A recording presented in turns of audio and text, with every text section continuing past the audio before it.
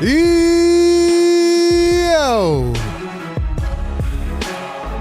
What is good, Sixer Nation? Welcome on in to another edition of Philly Take with RB. Here on a Friday evening, Sixers Game Day Live, as we are down to the final 13 games of the season. Sixers taking on the Spurs in a thrilling matchup. Down a million players again. Can the Sixers continue the tank race in their fashion? It is getting spicy, ladies and gentlemen. It's all going to come down to the final couple games of the season. We'll see who comes out on top. Might honestly be the most interesting race right now in the league, with all these top teams sitting out. So we'll break it all down, man. We will get into it all right here on the show. Exciting one tonight. Talk about this Sixers team. We'll talk about the NBA landscape. We'll talk about the offseason. And we'll talk about March Madness. Because, ladies and gentlemen, I'll tell you what. You guys were asking about my bracket. Well, my bracket is on fire right now. My bracket's cooking. We'll get into it all, man. Welcome into Sixers Game Day Live right here on YouTube. As always, good evening, good afternoon, good morning, wherever you're tapping in from. And welcome into the show.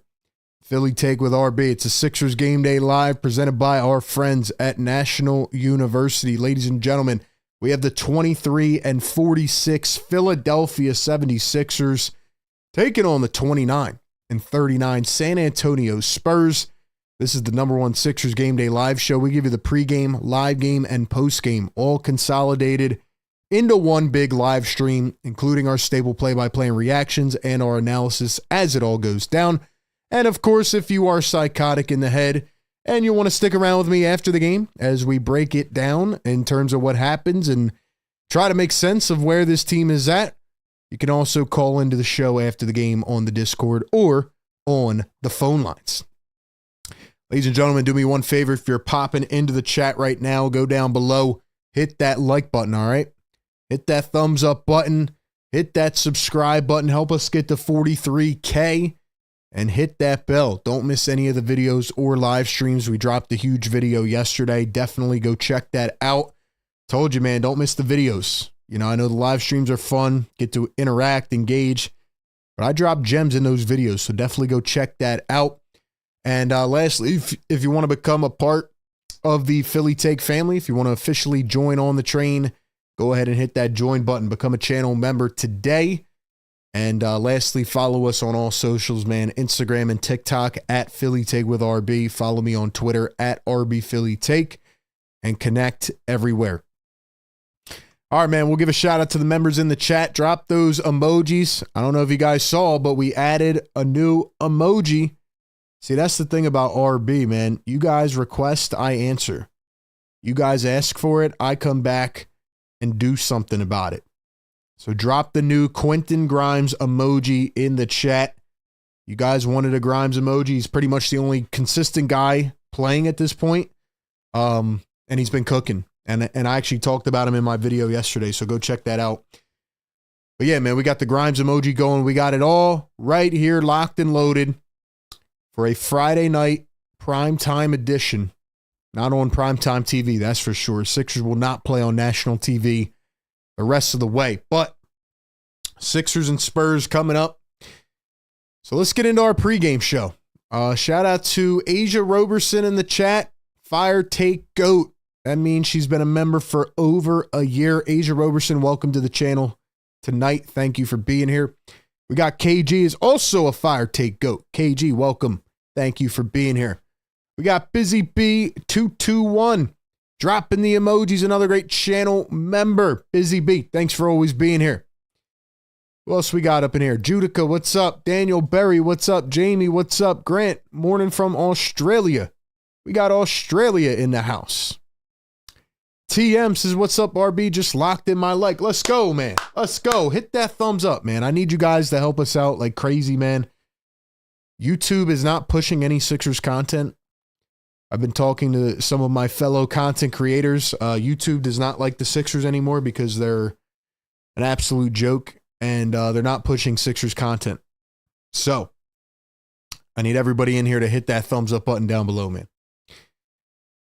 Hit that thumbs up button. All right, let's talk about this game.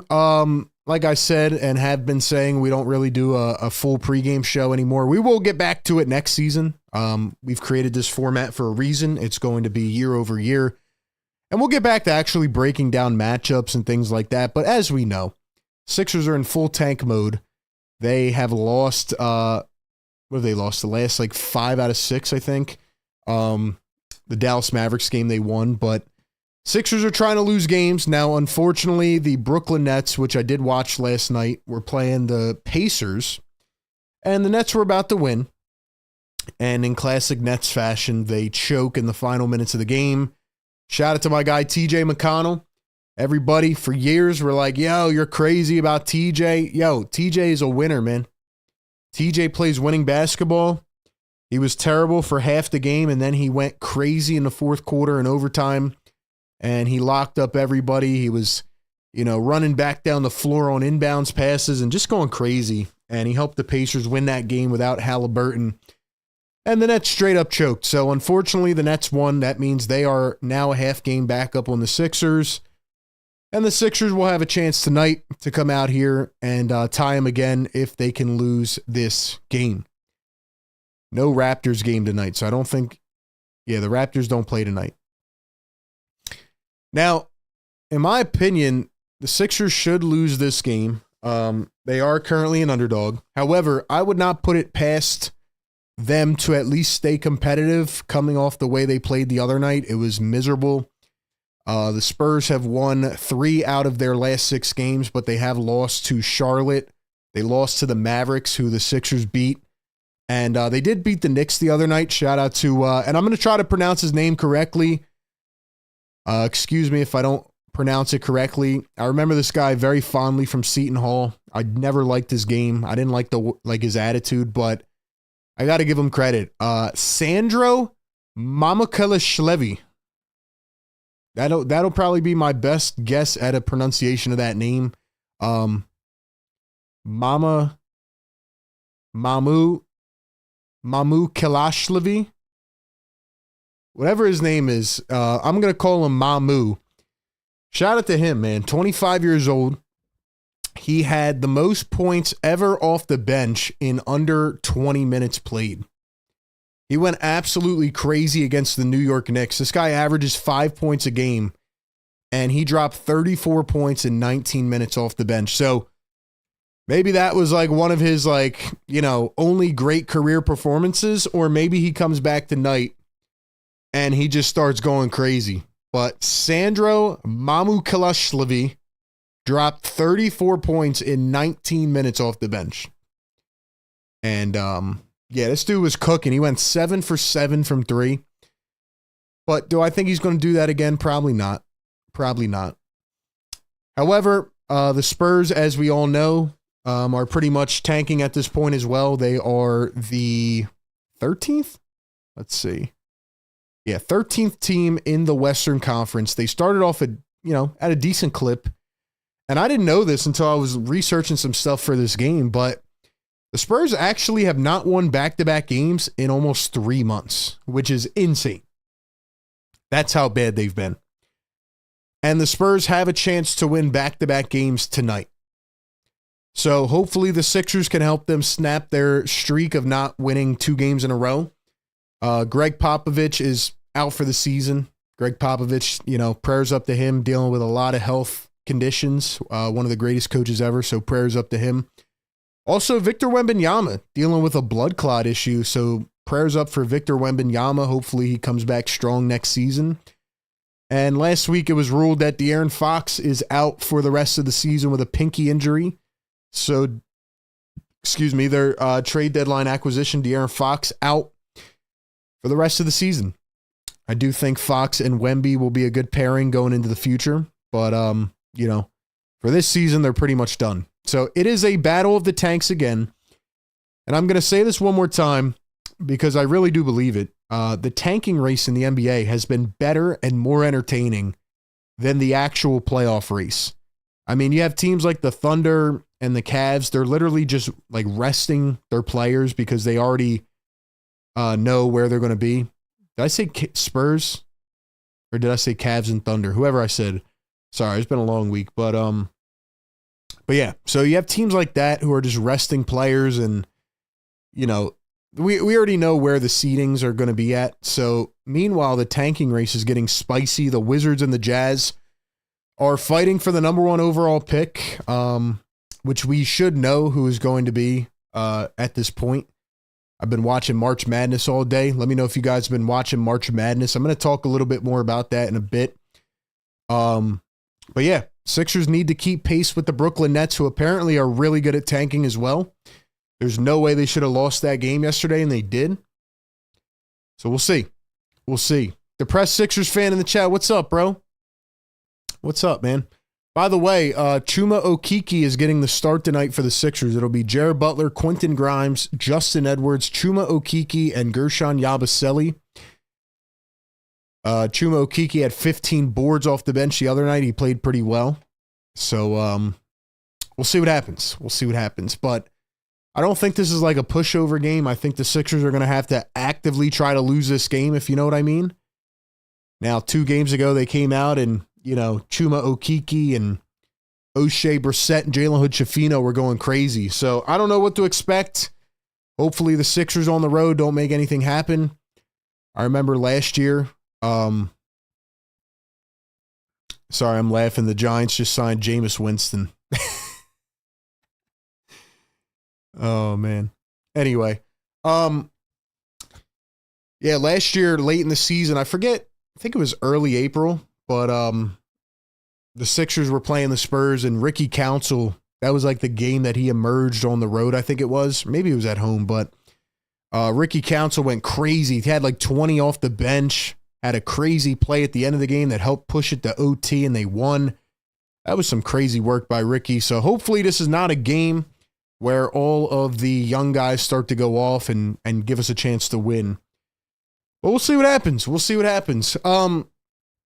Ladies and gentlemen, I'm going to go to the chat. Once again, I need you guys to be very active tonight. Keep us going. We have 13 games left. We are going to keep it pushing.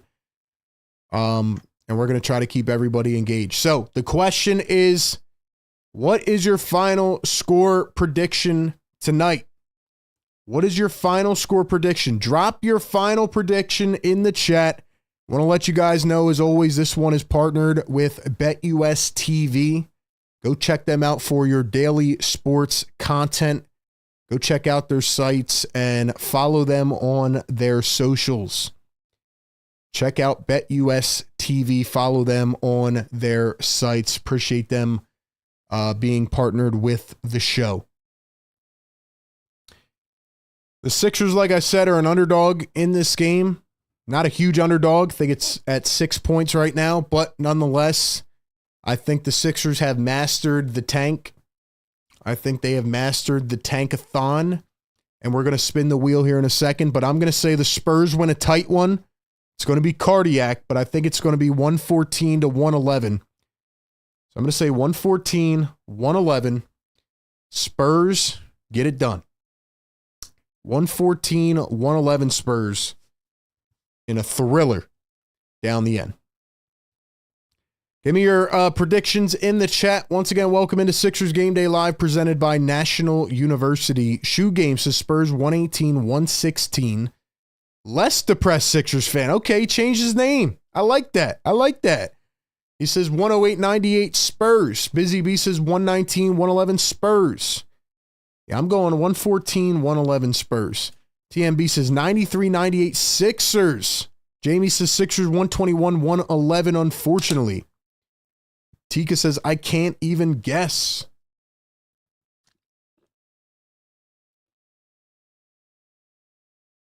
Ladies and gentlemen, I'm going to tell you in just a minute why the Sixers have to lose every game the rest of the season. Ryan Rowe, what's up, bro? He says 113-108 Spurs. Dom Boyle dropping the emojis. What's up, Dom? Judica says Spurs 110-80, or excuse me, 100-80.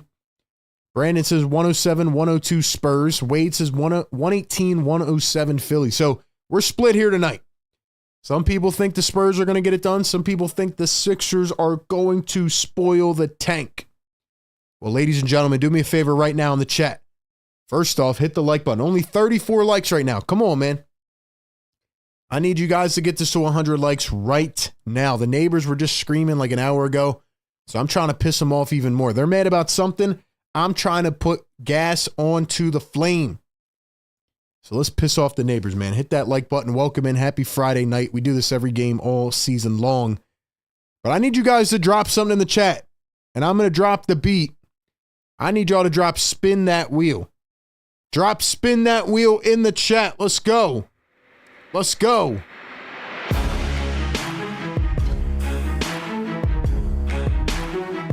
Drop spin that wheel in the chat.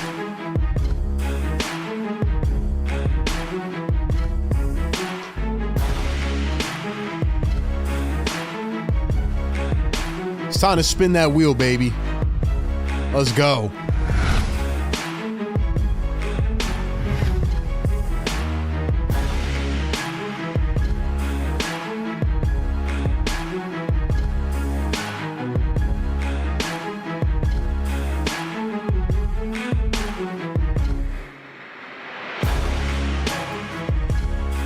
Yes, sir, man.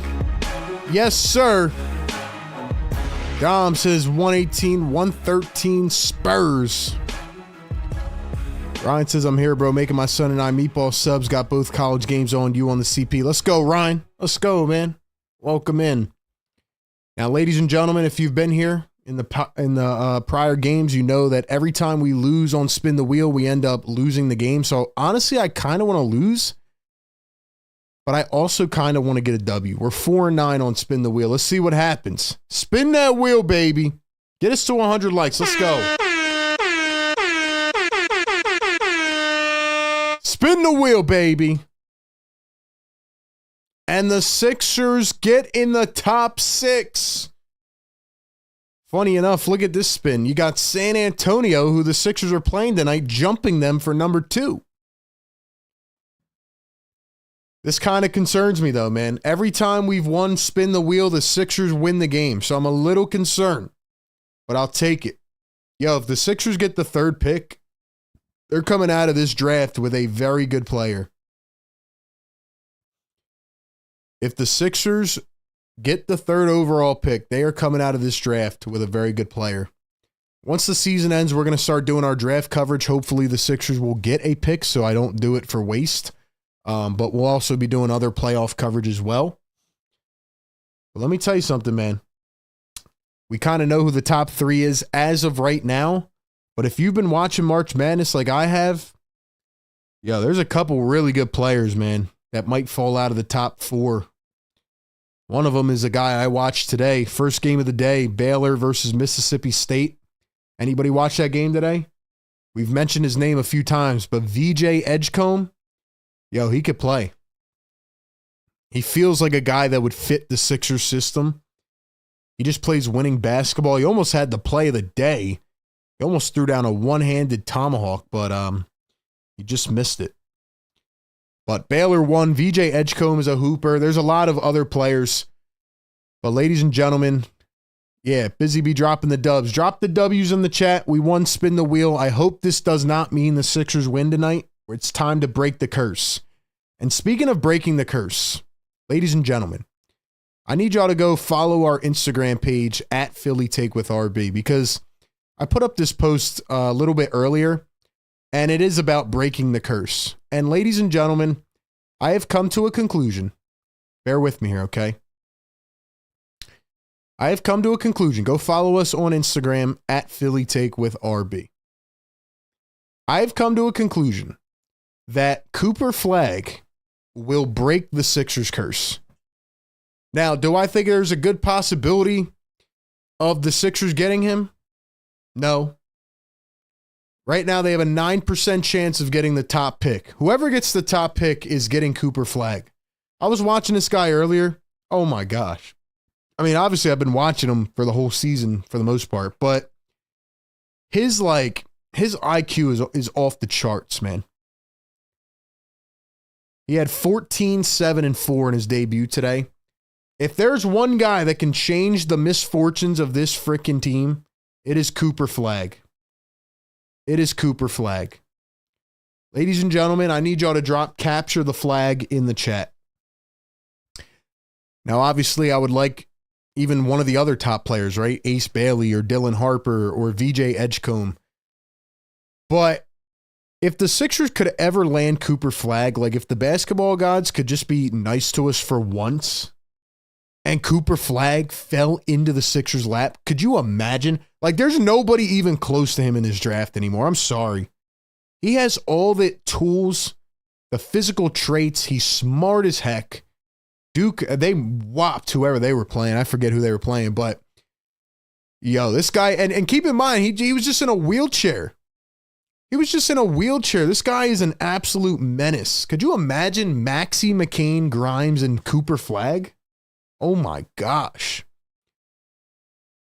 He's like I don't even know. He's like a quasi 4, a 3, and a 2 at the same time. Like, this dude can play any position. He can defend. He can shoot. He just does everything. I've been watching his high school mixtape for years, and here he is about to go to the NBA and be the #1 overall pick. But my point is, the Sixers need to lose every game that they can. They need to literally wave the flag, as they have done, in order to capture the flag. If the Sixers can get as good of a possibility, not only to keep their pick, but to get in the lottery and try to, even if they get like the #2 pick, right? Let's just say they got the 2nd overall pick and they could try to trade up to the #1. I mean, dude, Cooper Flagg is going to change a franchise. So anyway, I've been watching a ton of March Madness. If you guys want to know about my bracket, let me check it right now, because earlier today, ladies and gentlemen, I'm not going to lie to you, I was cooking in March Madness. I started off the first game of the tournament with a loss yesterday. First game of the day yesterday, I had a loss, and I'm like, oh boy, this is going to be one of those years, isn't it? It was the Creighton game, I think. Yeah, Creighton. I started off that game, or was it the Kansas game? No, it was the Creighton game. The Kansas one, I also got wrong. But yo, I am cooking right now. Earlier today, I was sitting at a nice 93% on my bracket. I'm going to check where I'm at right now, actually. Let's see. What percentage am I at right now? All right, I'm at 90%. I'm at 90% right now. So honestly, I'm kind of cooking in March Madness. I should have done a league for money, but I didn't. But anyway, I've only picked like 4 games wrong out of all of them so far. And yeah, I'm sitting at a solid 90% in March Madness, so we'll see what happens. Let me know what your guys' brackets are at right now. Like, what percentage are you guys at? What percentage are you guys at right now? And don't tell me you're at 100% unless you really are. I think they said there's 0.009% of brackets that are left perfect. There's like 1,000 brackets left that are still perfect out of like so many. So give me your guys' thoughts in the chat. We have 100+ people in here. Welcome into Sixers Game Day Live. I'm RB. We do this every game, pregame, live game, and postgame. We give you all the coverage. So ladies and gentlemen, I need y'all to do me one favor, man. Hit the like button.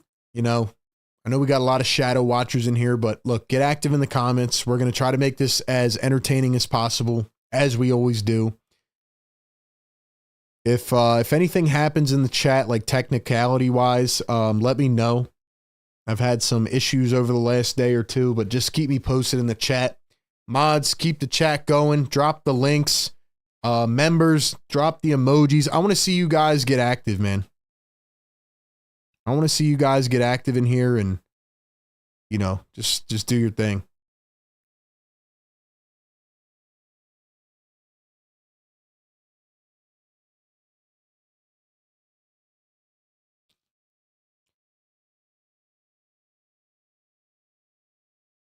Can you guys hear me, by the way?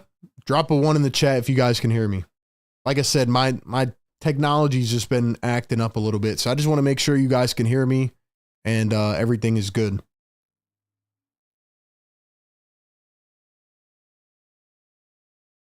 think I'm all right.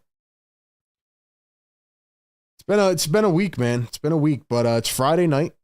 Hope you guys are doing well.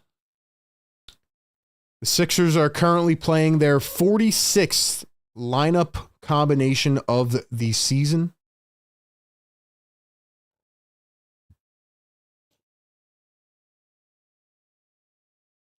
$46 out of 70. Can you guys believe it, man?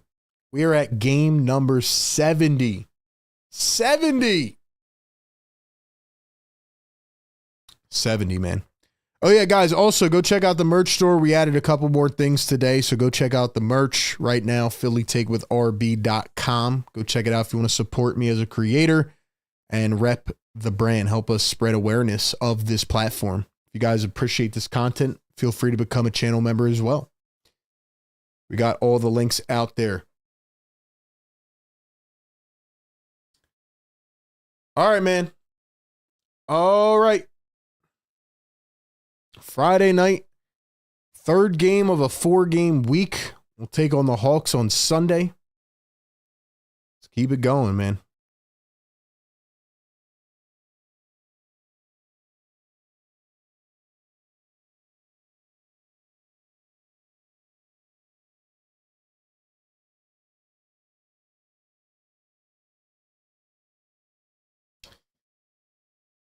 All right, man. Starting lineups. Quentin Grimes, Jared Butler, Justin Edwards, Gershon Yabusele, and Chuma Okeke. For the Spurs, it'll be CP3, Devin Vassell, Stefan Castle, Jeremy Sohan, and Harrison Barnes. So no big man for the Spurs. Guess no big man for the Sixers either. 46 starting lineups, most in a season since 1975. Oh, they're fourth. Sixers are fourth on that list. Number 1 is 51 by the Memphis Grizzlies.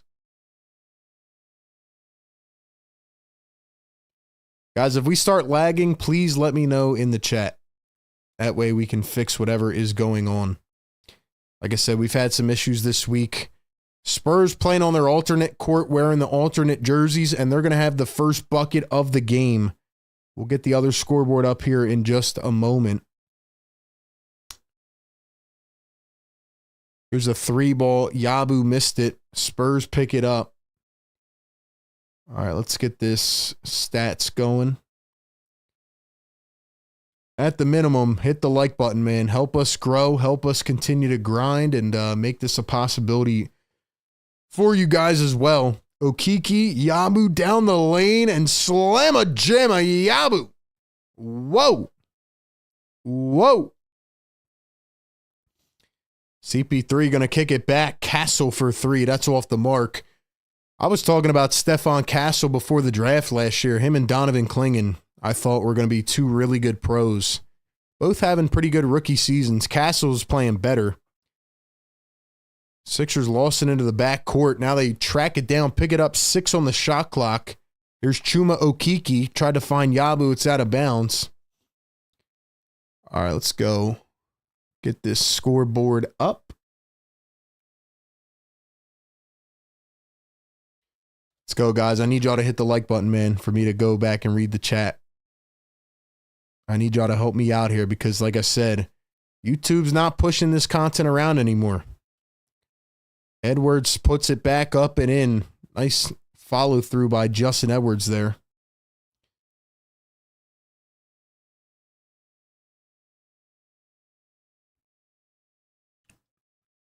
Here's Vassell down the lane. That one's off. Spurs have a lot of good young talent that just hasn't really panned out. Here's a 3 from Jared Butler. That one's no good. Spurs just need to stay healthy too, man. I think they have a really good young core, though. And there goes Sohan. Sohan, I feel like they probably expect a little bit more from at this point. What's he, year number 3 or 4? But I think he was... Sorry, I'm trying to get this scoreboard right. Yeah, I think Sohan was like what? Like 4 years ago? 3? Justin Edwards going to knock down a 3. Nice shot by Jay Edwards. Sixers cannot win this game, man. It is an absolute dogfight against the Brooklyn Nets. Spurs miss it down low. Sohan, the rebound, turns, kicks it out. Vassell, Barnes to the corner. There's Stephon Castle for 3. Can't get it to go. Very empty crowd here in San Antonio on a Friday night. People are probably out doing other things, but Sixers try to feed it to Yabu. It goes out on San Antonio. So it's 7-4. Where are we at on the likes? 60 likes? Come on, man. You guys are slacking in the chat, bro. Slacking. We don't even have 100 people. I get it, though, man. People don't want to watch this team. It's all good. I will remember, though, the people that stick with me through these times, man.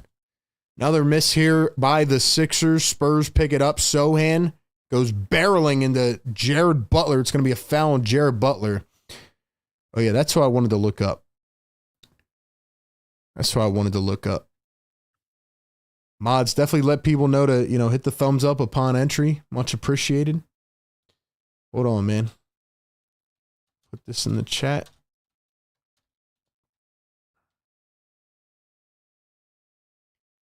All seriousness, I appreciate everybody that is still sticking with us here in the chat. It's much appreciated as we try to grow this content. Another easy bucket for the Spurs. That was Sohan. This is year number 3 for Jeremy Sohan out of Baylor. He was the 9th overall pick, not the 4th. So I was wrong on that. Yabu finds his way, weaving into the lane, and he's going to lay it in. It's 9-6. Here are the Spurs. It's Chris Paul, man. CP3. Good to see him still playing basketball. Wish he was on a contender, though. CP going to kick it back. Here is Vassell. He drives, turns, spins, fades. Jared Butler right in his grill. Great defense on behalf of Jared Butler. What do you guys think? Is this CP3's last year or no? Yabu in traffic. Out to Butler. Look at the ball movement. Grimes at the top of the arc, and he drains it. Sixers lead it by 6. Sixers on a quick 12-4 run after being down early. Here are the Sixers with another steal. Grimes, the one bouncer. Jared Butler spots up a 3 and hits. The Sixers lead it by 9.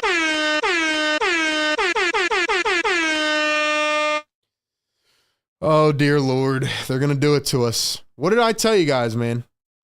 What did I tell you guys? What did I tell you guys? Once we won that spin the wheel, I told you, man, it was coming.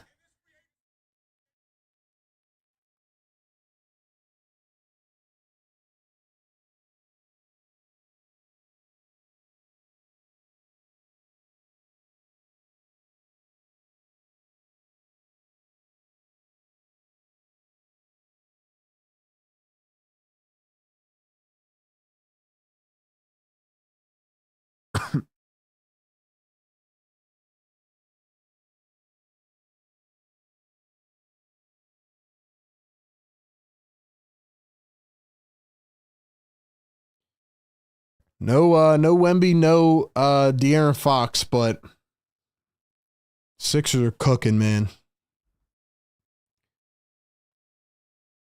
Let's see. How old is CP3? He's 39.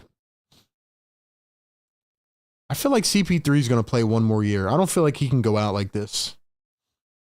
I don't feel like he can go out like this. I think he's going to go to a contender. 100 plus people in the chat, still at 70 likes, man. Get us to 100 likes. Welcome into the Sixers Game Day live show. So I've been watching March Madness all day, and I think what I've noticed this year about the tournament, by the way, I think it's been a really good first 2 days of March Madness. Unfortunately, my buddy or my old friend who I thought was going to be in the tournament is not. I was kind of bummed about that, but I like how the tournament has had like the right amount of upsets, you know? Like it hasn't been like it was 2 years ago where every team got upset. Like that was cool. It was a good story, but it got overbearing. I kind of like how it's been this year. There's been a few upsets. Most of the good teams are advancing. Most of the NBA prospects are going to get a chance. I will say the one NBA prospect that has been mocked to the Sixers if they're at pick 6, Trey Johnson. I did watch him on Thursday night. Thursday? No, it was on Wednesday night. My bad. He was playing in the first 4. He kind of had a bad game, bad shot making, bad shot selection rather at the end. So he was a little bit iffy, but Texas lost anyway, so they're not even going to be in the tournament. But like I said, I was watching VJ Edgecombe today, and I was watching a couple other big-time players, couple obviously from Duke, UNC. I pretty much watched every game I could. I had 4 games going on at the same time. So really good hoops. Couple games that I really did like. Yesterday, Arkansas and Kansas. Coach Calipari against Bill Self. Obviously a great matchup. First year at Arkansas for Coach Cal. He led those boys to a nice win. DJ Wagner, if you guys know who that is, from Camden, New Jersey. Starting point guard for Arkansas. Played pretty well. Who else? What other game? The Baylor Mississippi State game was really good today. The Drake upset was nice last night. Couple good games, man. Here are the Sixers. Wow, what a movement. And Jared Butler flows right into the paint for an easy one right off the glass. 17-8. Sixers lead it. Here's Devin Vassell. He finds Stephon Castle. Castle kicks it out. Here's Vassell. Contested 3 and hits it off balance. What a shot. What a shot. Rachel, what's going on? Appreciate you being here. Here's Yabusele going to hand it off. Here's Grimes. Grimes around the screen. Grimes finds Okeke. Okeke finds Butler. 6 on the shot clock. Butler with the left hand. Backdoor cut out the Yabu for 3. And that one's off the mark. Here come the San Antonio Spurs. Stephon Castle with the rock. He's going to dribble in, kick it out. Vassell wants another chance and hits again. Back to back for Devin Vassell. And just like that, it's back to a 3-point game.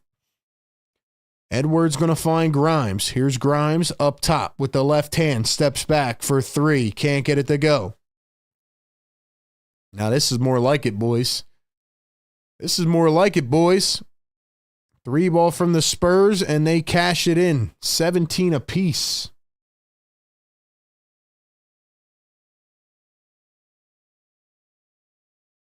I don't know why our scoreboard is like ahead of us, man. It's so weird. Grimes drives in, floats it up, and in.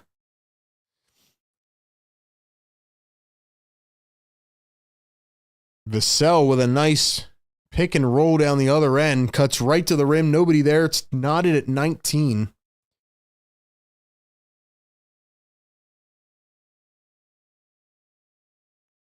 Here's Jared Butler up top. Spurs on an 11-2 run.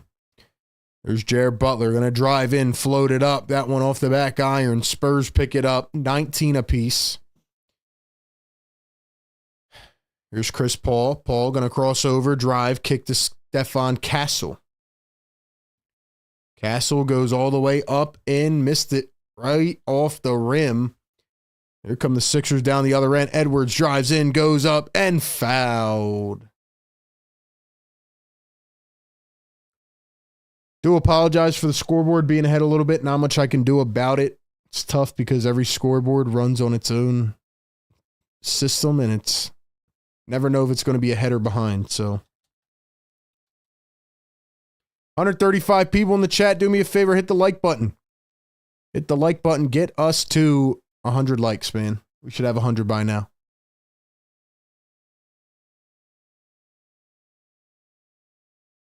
We should have 100 likes by now.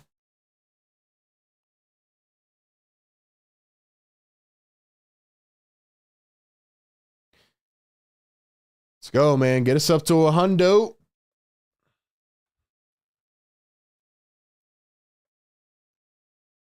Here comes in Sandro Mamukelashvili. I'm going to guess that's how you say his name. How do you say his name? Mamukelashvili? He was cooking the other night. He had 34 points in 19 minutes off the bench. Here's a three from Vassell. Got it off balance again. Yo, every shot for Devin Vassell has been wonky, and he just keeps hitting, man. That's crazy. We're actually going to call it a 2. I guess he was on the line. There's Edwards behind the back. Pull up and hits.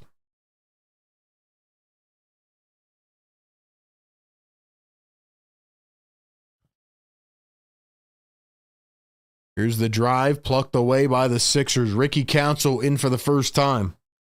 Justin Edwards launches up a 3. That one's off the mark, picked up by San Antonio. Here come the Spurs, dribbling, driving, steps over, goes up, and fouled, and one. And one. That was Keldon Johnson, fouled by Ricky Council, and one.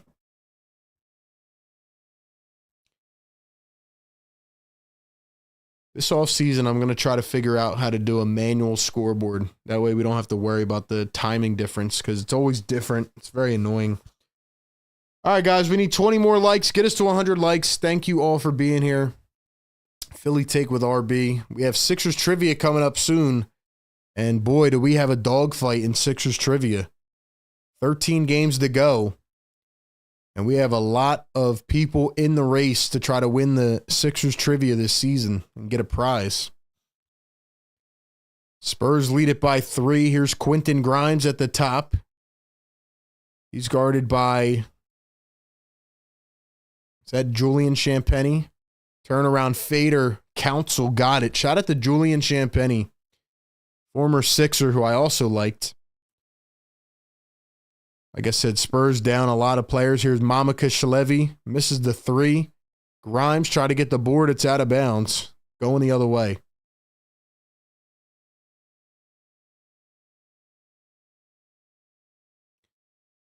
Lonnie Walker coming back in for the first time here. Lonnie Walker, who's been out for several games ever since he hit his head on the floor with a concussion.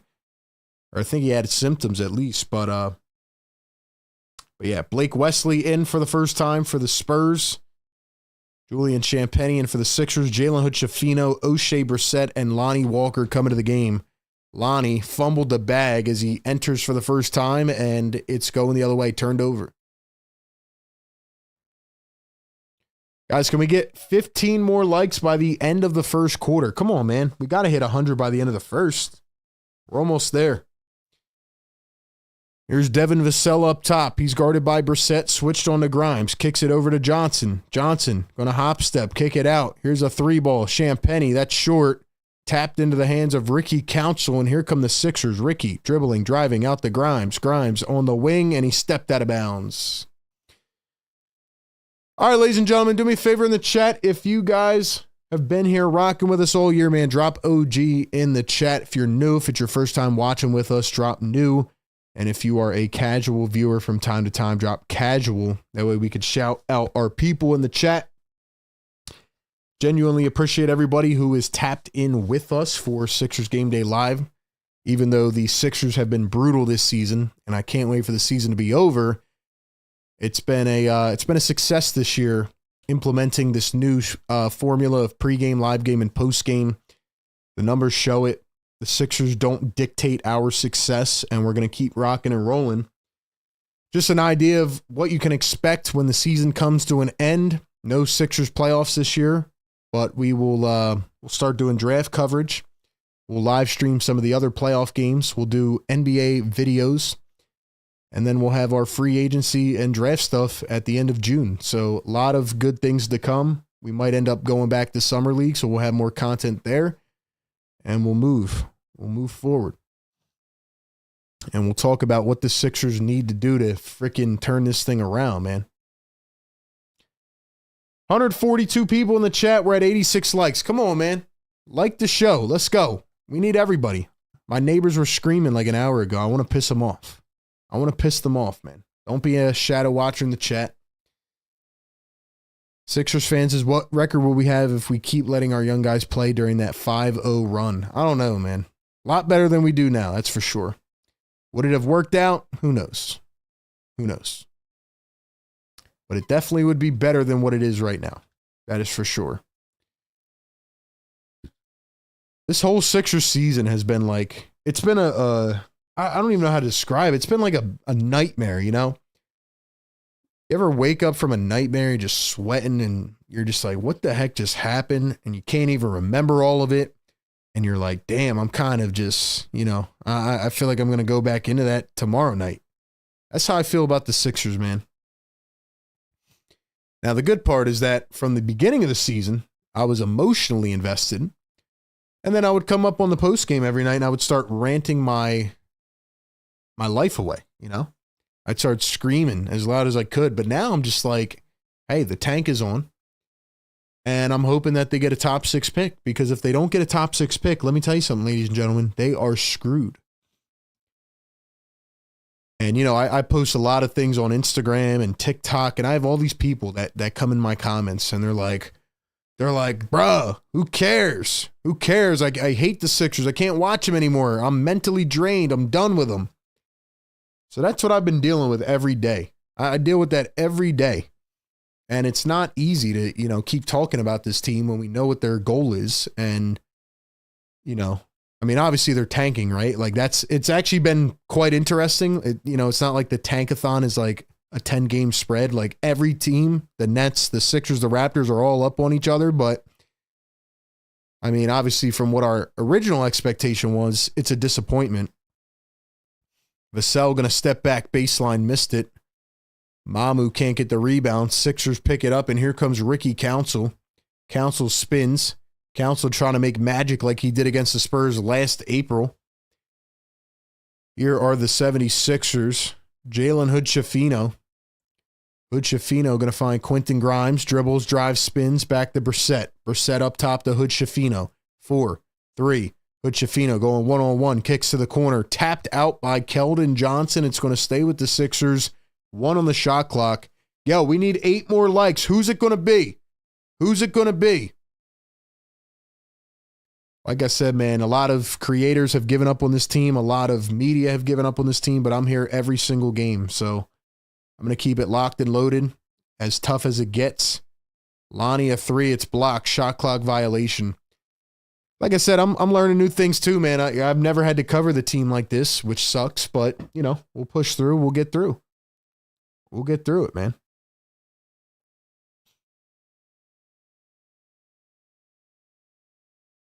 Here's Mamu, guarded by O'Shea Brissett. And ball is plucked away. Brissett takes it, driving all the way, lays it up, and foul down the other end. Foul down the other end. 3 more likes, man. You guys are crushing it. Let's go. Let's go. Drop the tank emojis in the chat. Shout out to the channel members. Welcome into the show. About to get into this Sixers trivia. Looks like the scoreboard's stuck too, which is wonderful. But let me go ahead and pull up a March Madness thing so I can keep track of my bracket over here. But yeah, the Spurs have not won back-to-back games since early January, which is nuts. That's just crazy. In case you guys are just tuning in, I've been cooking in March Madness. My bracket is currently sitting at 90%. It was at 93 most of the day. But yeah.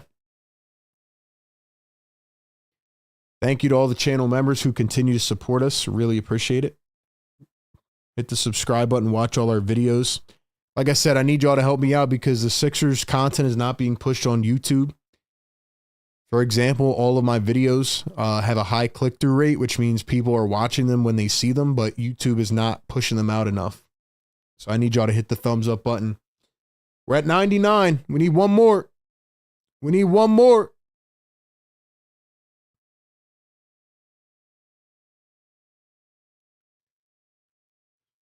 I have a question for you guys as well but I'm going to wait till we hit 100.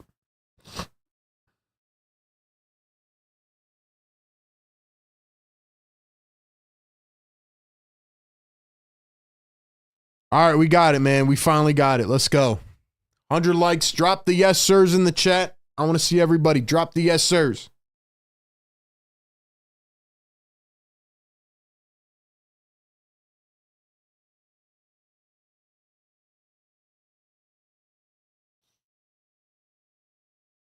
So a challenge was called by the Spurs coach. And what did they challenge? Oh, they challenged the foul. And they say it is a successful call, so it's going to be Spurs ball.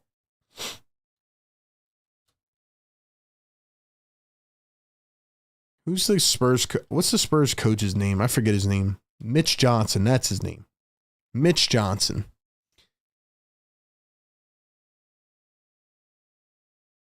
Ladies and gentlemen, drop them yes, sirs in the chat. We're about to hit the horn. Sixers are in a 2-3 zone. I've been seeing a lot of zone today from the college boys. Castle fouled, goes up, and he's headed to the stripe for 2. Drop the yes, sirs in the chat. Let's go. Yes, sir. Just because y'all need some extra juice tonight. Let's go, man.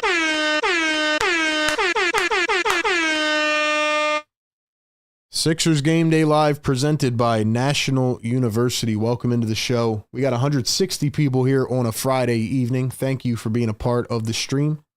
I'm RB. I cover the Sixers every single day. I cover the Eagles on A to Z Philly. I'm on Bleacher Report twice a week. And I've been able to grow a ton of different sports platforms. So if you support me, hit that thumbs up button. Spurs going to knock down the free throws 27-24. 1 minute to go here in the first quarter. Jeff Doughton in for the first time. He's going to get plucked. Actually, it was Hood Schifino, my bad. I don't know if Doughton's playing tonight. Nice steal by Jalen Hood Schifino, but he was out of bounds, so it's going to stay with the Spurs.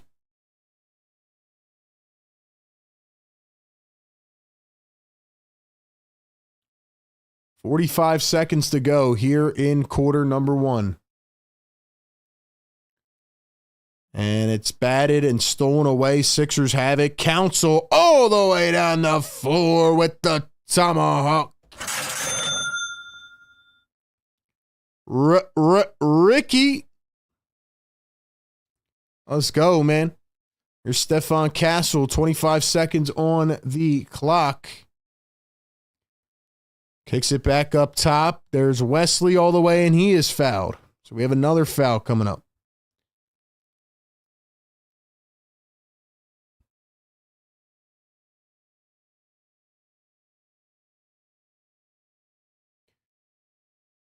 So I was going to say this a little bit earlier, but kind of forgot.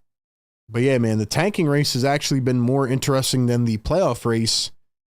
Blake Wesley misses the first. You know, all these teams sitting guys, and like, we already kind of know who's going to make the conference finals for the most part, or at least we do in the Eastern Conference. So it's been a tough watch lately, you know? And I understand why people are upset with the 76ers, and I hope it gets better. Second free throw is good. 28-26. 12 seconds to go here in the first. Jalen Hood Schifino with the rock. 5 seconds to go. Here's Hood Schifino. Dribbles in. Steps back. Hood Schifino, a 3. Airballed. Airballed at the buzzer. That'll take us to the end of quarter number 1. It is 28-26. Spurs lead it. It is time for Sixers trivia. If you hear this sound, it means you got it first, and you got it first correctly. Only your first guess will count. And, yeah, man, we have a tight race going for the Sixers Scholars Trivia. So get those keyboards ready. I'm going to let you guys know what the question is for today. But first, I got to let you know this one is brought to you by National University. It's our Sixers Scholars Trivia presented by National. National University is a nonprofit accredited university offering flexible online schooling programs if you're someone trying to balance work life and school. NU is perfect for you because they offer 4 and 8 week online classes that allow you to start sooner and finish faster. They offer 150-degree programs, credentials, and certificates. And most importantly, they understand when you start or return to higher ed, you're not just a student, but also a parent, a caretaker, employee, and more. So NU gives you the support to balance your life. National University is a veteran-founded university that awarded $50 million plus in scholarships last year. So if you're interested in checking out their flexible curriculum and program offerings, click the link down in the description right now or the live chat and get more info today. National University, where you can juggle school with everything else life has to offer. All right, man. The question of the day is, which NBA team do the Sixers have the most wins against in franchise history? Don't look it up. Don't look it up. Guess. Which NBA team do the Sixers have the most wins against in franchise history? Which team have they beaten the most in their franchise history?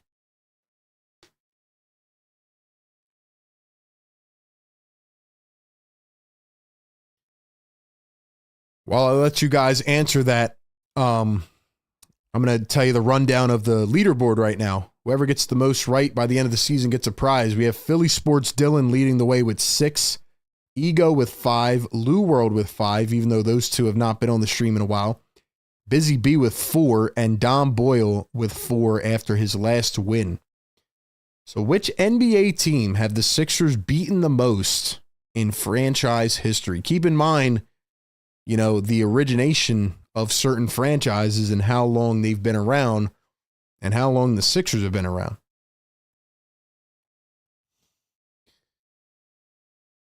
I'll read off the answer in a second. Let me pull up my chat here and see who got it right. We start off the second quarter, a very bare-bone crowd here in San Antonio for the Battle of the Tankathon. Here's Hood Shafino, finds Brissett, spots up a triple, no can do. Here come the Spurs. Wesley brings it up the floor. Spurs scoreless in the last 4.5 minutes.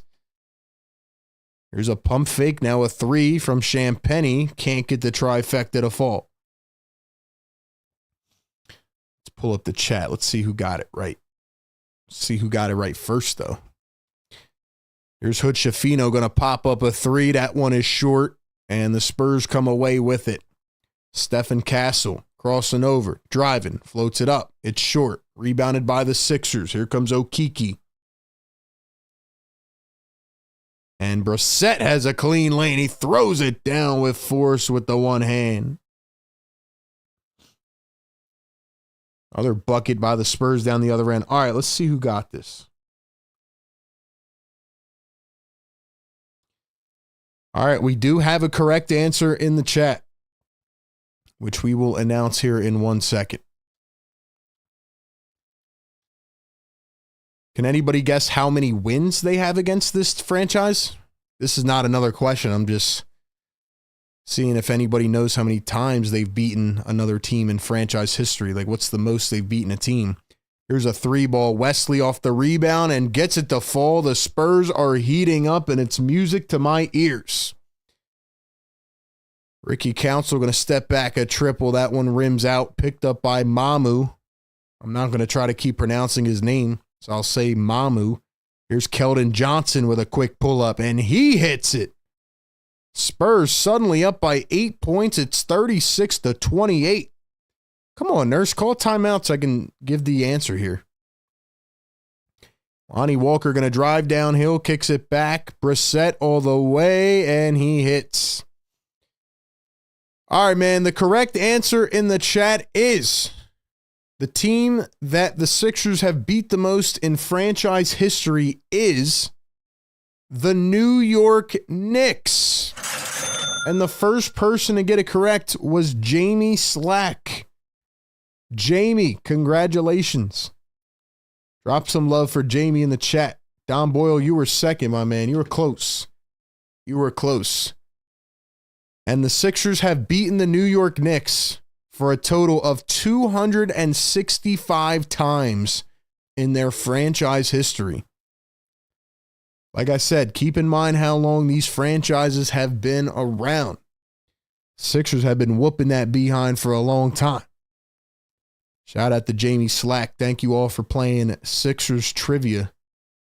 Let's see how many wins Jamie Slack has now in the season. I know Jamie's been winning some. Jamie has been winning some. Let's see. Where's Jamie on our leaderboard sheet?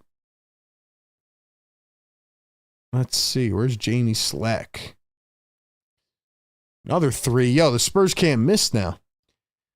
So that's going to be win number 3 for Jamie Slack. Jamie is creeping up. Jamie is creeping up. Ricky Council foul to the rim. Council going to the charity stripe now.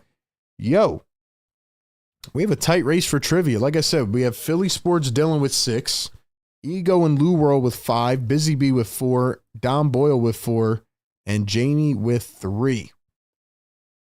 It's anybody's ball game, man. 12 games left after this one. 12 games left. Can you believe we're at game number 70, guys? Holy smokes. This season feels like the longest, shortest season of all time.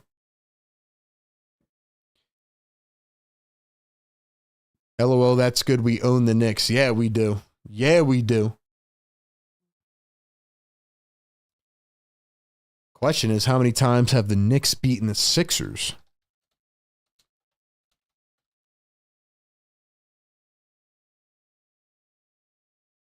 So the Knicks have beaten the Sixers 211 times. So the Sixers own the Knicks, essentially. Another foul down the other end is going to be on Mamu. Okiki almost stepped on Jalen Hood-Schifino, but he didn't. Appreciate y'all being here in the chat, man. 140 plus in the house. Hit the like button. Get us to 200 likes. We do Sixers trivia every single game. We keep it interactive with the chat. Nobody out here doing this concept like we are, man. So hit that thumbs up button for us. Help us keep growing. First free throw missed by Jalen Hood-Schifino. Now I'm liking what I'm seeing, man. It is pretty crazy how Nick Nurse starts Chuma Okiki. 0 points. Last game he was cooking off the bench. Last game O'Shea Brissett was starting and he was terrible. Now Okiki's playing and he's not doing too hot. Sandro Mamakashalevi, 64% from 3 over the last 4 games, 16.8 points per game. A lot of that's inflated because of his 34-point game and his 100% from 3 in that game, but dang. 39-32 is our score. Spurs lead it. Here's Stephen Castle, kicks it to the corner, 3-ball, Wesley, bada boom, bada bing. He's on fire! Never thought I'd see the day where the Sixers are getting cooked by a guy named Blake Wesley, but here we are. Here's Ricky Council at the top. He's going to cross over, drive, kick it back to Hood-Schifino. Spurs are 8 for 14 from long range. Sixers are 3 for 13. Here's Okiki, the triple. That one is short. And it is going the other way. So it's going to be Spurs basketball. They lead it by 10. At least we're back ahead of the scoreboard now. Now it corrected itself. Here's a corner shot. Nope. Going to pass it up to Sohan. Here's Julian Champagny going to drive, kick back. Here is Barnes. Barnes going all the way with the left hand, dribbled it, lost it, picked up by Okiki. What a play on the defensive end. Here come the 76ers. Council driving all the way up and found. They blow the late whistle on Jeremy Sohan. And Ricky Council is going to go to the line for 2. Yo, what's up with this guy Sohan, man? One day he has green hair, the next day he has pink hair. What's going on with him?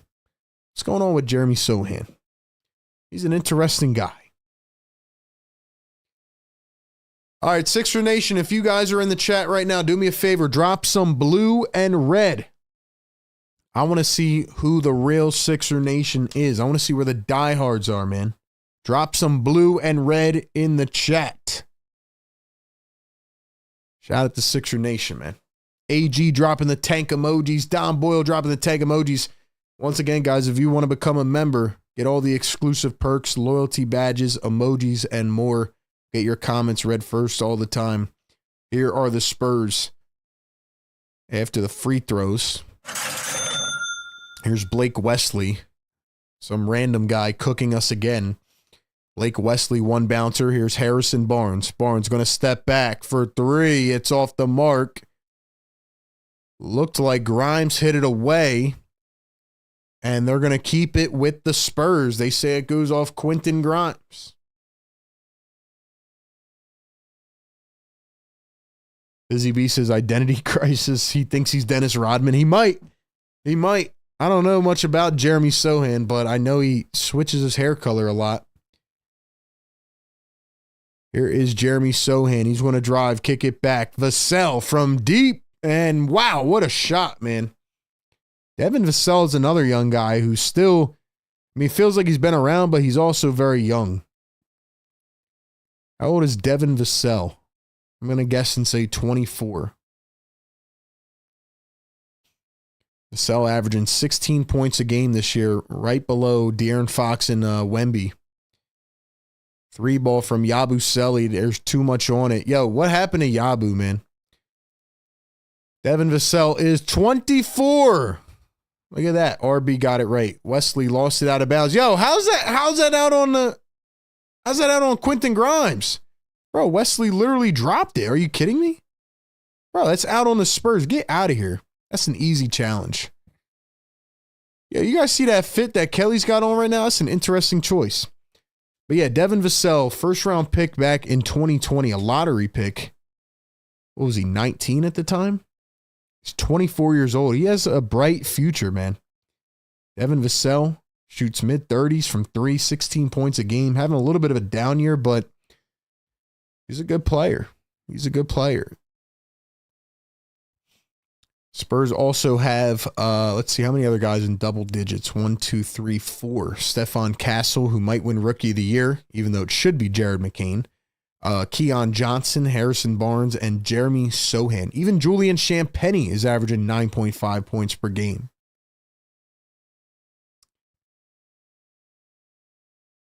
I don't see enough blue and red in the chat, man. I don't see enough blue and red. Drop some blue and red. Clint, what's going on, bro?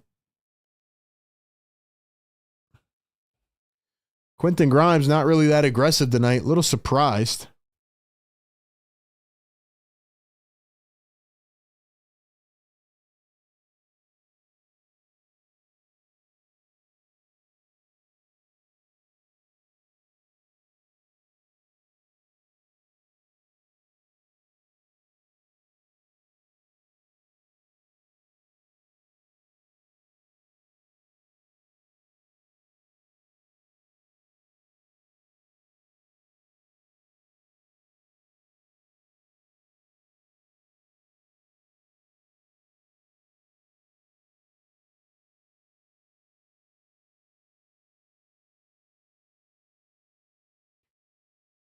Let me ask you guys this in the chat. What do you think's going on with Gershon Yabusele? Do you think Gershon Yabusele is just like had a journey run at the beginning of the season? Do you think he's just playing with bad guys around him? I mean, the hope here is that this works in the favor of the Sixers being able to re-sign Yabu and Grimes. But man, Gershon Yabusele, as soon as he got benched like 2 weeks ago or 3 weeks ago, whatever it was, as soon as he got benched by Nick Nurse for no reason, he started playing really bad. He started playing really, really bad. Like, Yabu has been awful lately. At the beginning of the year, he was like the best six man in the league, or at least one of them. I don't know what's going on with Yabusele, but it has not been good. Busy B says Yabu's joy was snatched. It might be. They should have traded him to a contender and got a pick back. I don't think teams are going to offer him a lot when they see the way he's been playing, which sucks for him, but might honestly help the Sixers. He had a great story, man, coming over from France.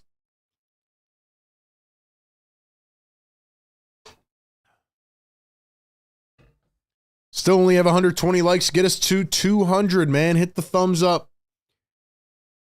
Grimes around the back. He's going to find Yabusele. Yabu fakes the handoff, drives all the way in, goes up and in with the left. Just as I start talking about Yabusele, he starts making shots, just as predicted. Wesley kicks it out, spot up. Harrison Barnes, a three. That's off the mark. And Champagnie can't get the putback layup. No good on the touch. Here's Grimes driving all the way downhill, goes up. He's blocked. Something's weird about Quentin Grimes tonight. He's not being aggressive. And Champagnie is plucked down the other end. They're going to call a foul on Quentin Grimes. He didn't like the call. He wants it to be reviewed. I don't think they're going to do that. Dave Jones, what's up, man? Q-Dot was told to chill out and support the tank. RB, you do not want to make the playoffs.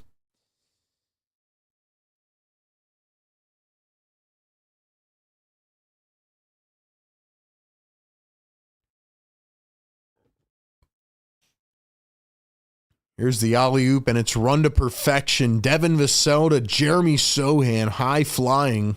It's an 11-point game for the Spurs. Edwards back in. He's going to cross over, drive, go up, and foul. Justin Edwards taking a beating. He's going to the free throw line. 145 people joining us here in the chat tonight. Welcome on in. Thank you for being a part of the live stream program. I'm RB. You can check me out on socials at RB Philly Take. How are we feeling, man? How are we feeling? I know it's tough to watch this team. We have 12 more games after this one. We'll keep it going. Usually at this point, I'm starting to get ramped up and prepared for the playoffs, but unfortunately, not this season.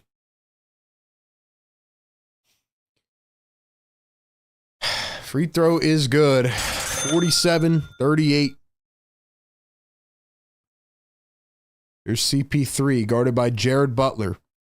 CP3 going to dump it off to Keldon Johnson. Keldon Johnson through the legs, dribbling, driving, kicks it. CP3 down low.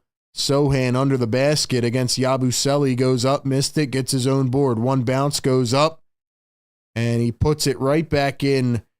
So the Sixers continue to play without a center. No Andre Drummond, no Adem Bona, no Joel Embiid. And they're just running pretty much all forwards and guards. Here's Grimes, finds Okiki. Crosses over, drives down the lane, turns, spins, kicks it out. Justin Edwards. Edwards into Yabusele. Yabu turns up with the hook shot. Got the bounce. Nice play by Gershon Yabusele.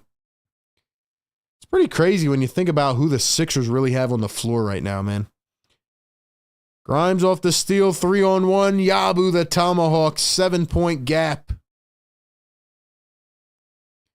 Did you ever think at the end of March we'd be watching these players on the floor? Unbelievable. Keldon Johnson turning the corner, drives downhill, goes up, and he is fouled. So Devin Vassell was a first-round pick back in 2020. Keldon Johnson was a first-round pick back in 2019. He is 25. Lonnie Walker was actually a first-round pick by the San Antonio Spurs. I think he was right in line with these guys. Because I remember Lonnie Walker, Devin Vassell, Keldon Johnson, those were the three. Yeah, Lonnie was a first-round pick back in 2018 of the Spurs. So a lot of history here with this team.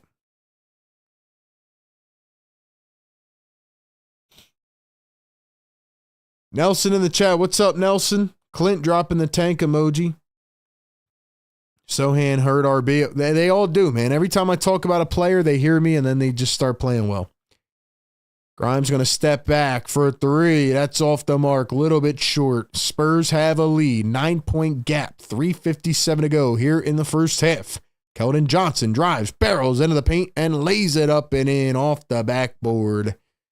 Back to a double-digit lead for San Antonio. Here's Justin Edwards with the rock.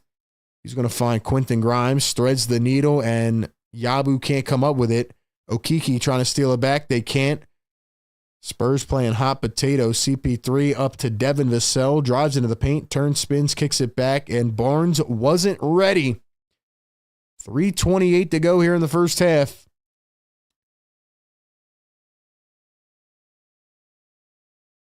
Let's see what Harrison Barnes' contract is.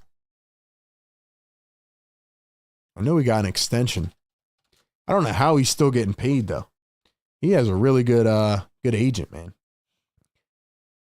Harrison Barnes is in the second year of a 3-year contract, $18 million a year. I don't know how Harrison Barnes keeps getting paid. That's crazy. Harrison Barnes is like, he's like the Paul George of Tobias Harris's.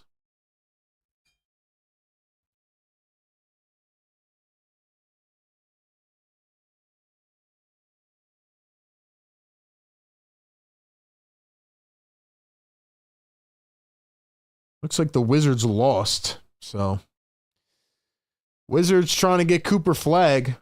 They started watching March Madness today, and they were like, yeah, we're trying to get Cooper Flag. What are we doing winning games? Are we serious here? We're already a bad franchise as it is. Right now, my bracket sits at 90%. Actually, it just went up because Florida won, so that was an easy one. So your boy RB is cooking right now in March Madness. Cooking. 155 people in the chat. We got 127 likes. You guys are slacking on the like button, man. Do me a favor. Hit that thumbs up. Hit that subscribe button. Let's get this chat going. Trying to wake them up, man. Trying to wake them up. Wake them up. Yes, sir. Yes, sir. We give you the coverage, man. We give you the coverage every single day. The good, the bad, and everything in between. We give it to all of you. All of you. It's crazy, man. I mean, I'm out here watching Jalen Hood-Schifino on my basketball team in minutes that matter. Like, what are we doing, bro? What are we doing out here?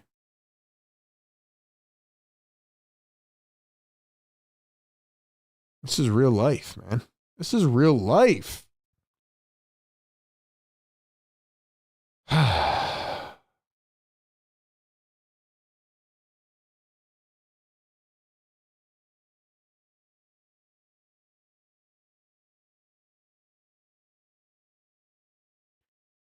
Listen, man, after watching some March Madness today, Sixers have to get lucky in the lottery. They need to get Cooper Flag. They need to get Cooper Flag, man. They need a game changer. They had to wave the flag to capture the flag. Like I said, man, it's been tough to cover this team, to watch this team. Look, I've never had to deal with it like this, but still giving it my all 100% every game, man. Let's keep it rocking. Let's keep it rolling. 11-point lead for the Spurs. Here's Jared Butler. My boy just fell on a wet spot. He goes down to the ground. They wrap him up. It's going to be a jump ball. Clean up that damn spot. Clean up that spot, man. What are we doing out here? Got wet spots on the floor, man. That's crazy work. That's crazy work.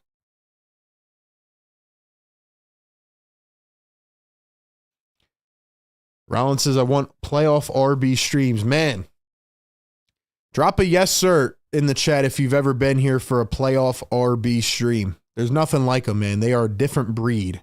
They are a different breed. Drop a yes, sir, in the chat if you've been here for an RB playoff stream. Unfortunately, we're not going to be having any for the Sixers this year. We're going to live stream other games. Because let me tell you something, man. When the NBA season ends, there goes Stephon Castle right to the rim. No defense from the Sixers. Sixers finally got the memo, man. They're learning how to tank. They're doing an impressive job. But once the NBA season ends in mid-April, we're going to have a month until we find out whether the Sixers will get a draft pick or not. And we're going to need stuff to talk about. So I'm going to live stream other games. Quentin Grimes drills a 3. 10-point game now.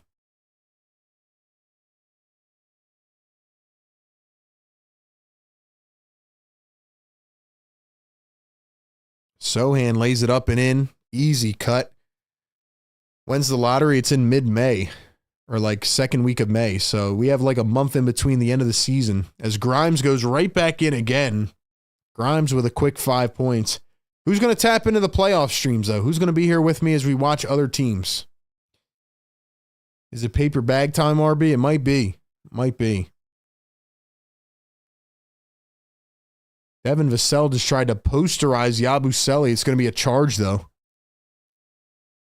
I haven't. That's why I want to see it. Busy B dropping the yes, sir. AG dropping the yes, sir. Let's see.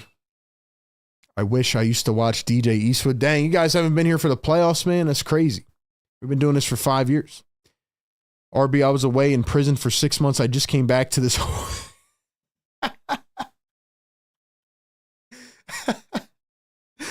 Bro, you should have stayed in jail, man. You should have stayed in jail. Yo, I never even thought about that possibility. Wow, what a spin and a drive from Sohan. Nobody even tried to play defense. Yo, imagine being in prison for 6 months and you think the Sixers are going to be a playoff team. You come back to Jalen Hood-Schifino and O'Shea Brissett. Lonnie for 3 and he hits it. Dude, that's got to be a wild feeling. Like, yo, what the hell happened to my basketball team? This is just a one-night thing, right? This is just a one-game thing, right? Right? This is just a one-game thing, right? I just got out behind bars. We're just resting our guys for the playoffs, right? Whoever said that comment in the chat, I don't see it anymore, but I would encourage you to just go back and watch some of my old videos and live streams. I don't know if you've been watching me in years prior, but now we do a pregame, live game, postgame show. So go check out the postgame shows to kind of get a dive into the madness that has happened this season. Go try to understand the madness that has occurred this season. Because I'm emotionally checked out, so I can't even like get back into that realm now. $2 super chat from Kolb. He says, my Kings, how goes it? What's up, Kolb? Welcome in, Kolb. Thanks for being here, man. I can't put up comments on the screen anymore because the whole thing got messed up. So I'm going to try to fix that eventually. Oh, we got the Brooklyn Knicks fan here in the chat.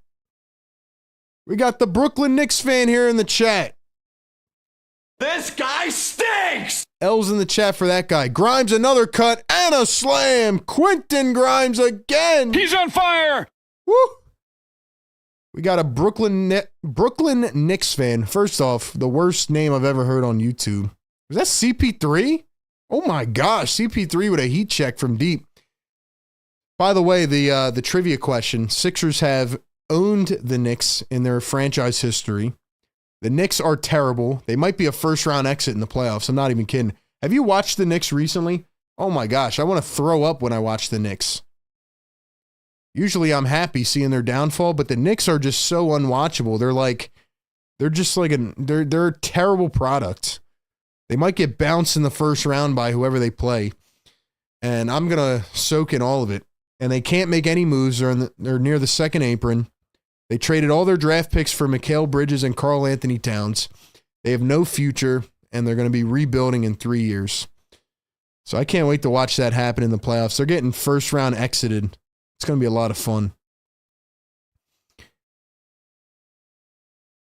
The sell for 3. That one's off at the buzzer. Spurs lead it by 12 as we go to halftime. It is 64-52.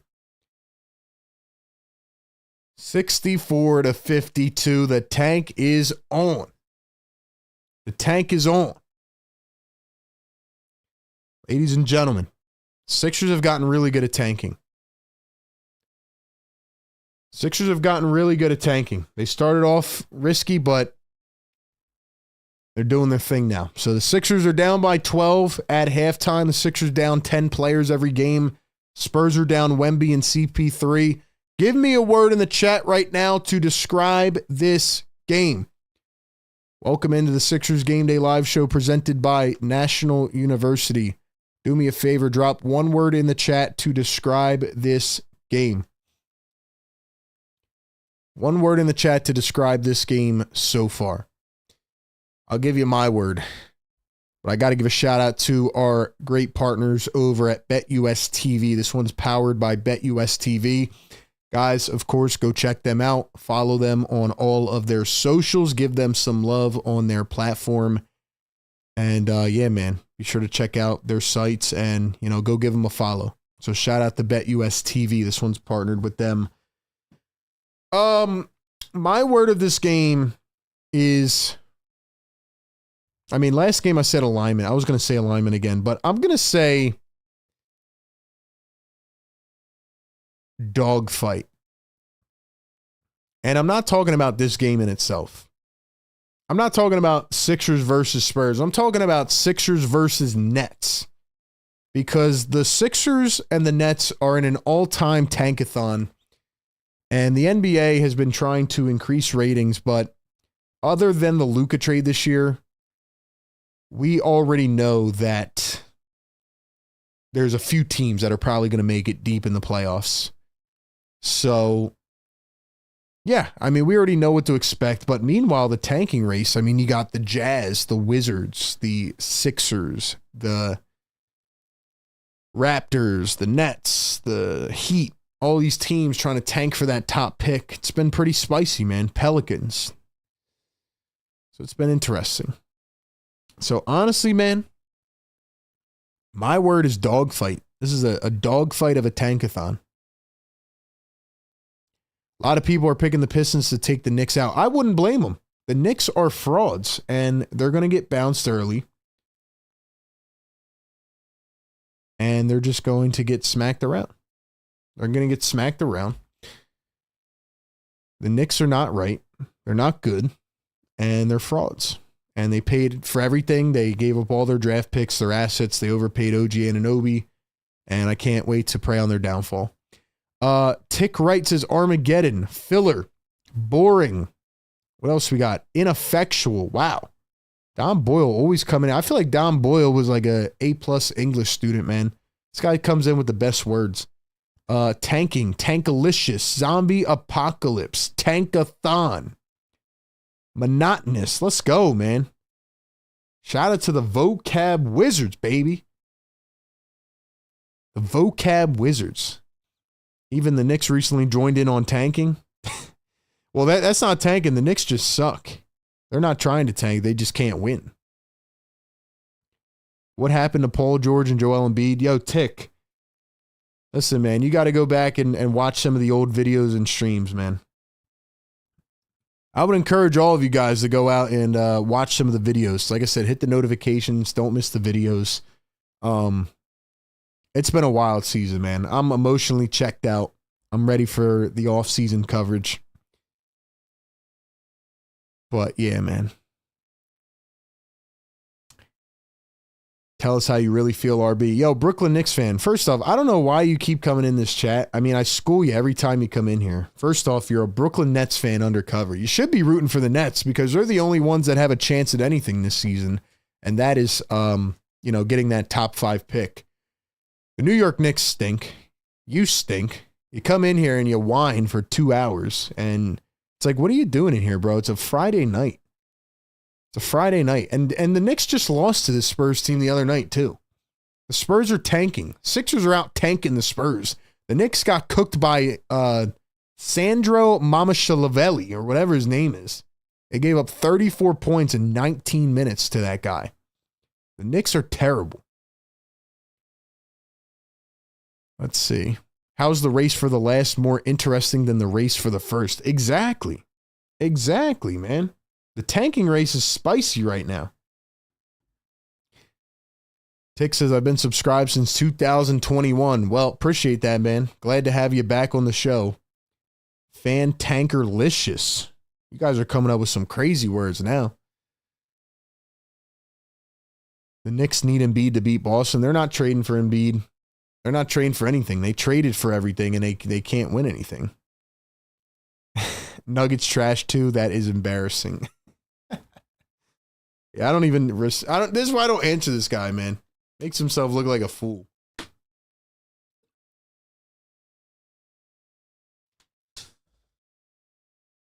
It's a Friday night, man. A Brooklyn Knicks fan. It's sad. Anyway, ladies and gentlemen, I'm not breaking down this game. We know what's going on. Sixers are tanking. They don't rebound the basketball. 14 rebounds compared to 22 for the Spurs. Spurs are out shooting them. I don't even know how it is only a 12-point game when the Spurs are shooting 50% from long range. But yeah. Let's see who's cooking for the Spurs. Devin Vassell, 14. He's playing really good. Jeremy Sohan started turning it up ever since I started talking trash about him. And Keldon Johnson with 12 off the bench. And Quentin Grimes has 12 points. He really didn't do much till the end of the second quarter. But that's where we're at. That's where we're at. All right, let's check the NBA or the NCAA. Florida won. Arizona's winning. Kentucky's winning. New Mexico tied with Marquette. Yo, my bracket is cooking right now, ladies and gentlemen. My bracket is cooking right now. Hold up. Let's see where we're at now. Where are we at right now? We're at 90%, baby. Let's go. They even have a fire emoji next to my bracket because I'm cooking like that. I'm really on it right now. RB, would you rather have NFL-style drafting where if we finish top 6, we have a guaranteed pick, or do you like the ping pong balls of the NBA?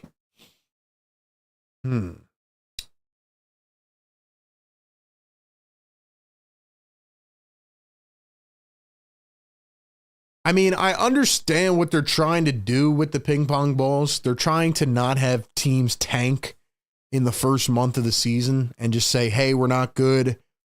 You know, we're going to lose as many games as we can. But see, my problem is with the current system, you're actually incentivizing, you know, some of the, I guess, better, less teams, the better, worse teams like the Sixers to try to tank, right?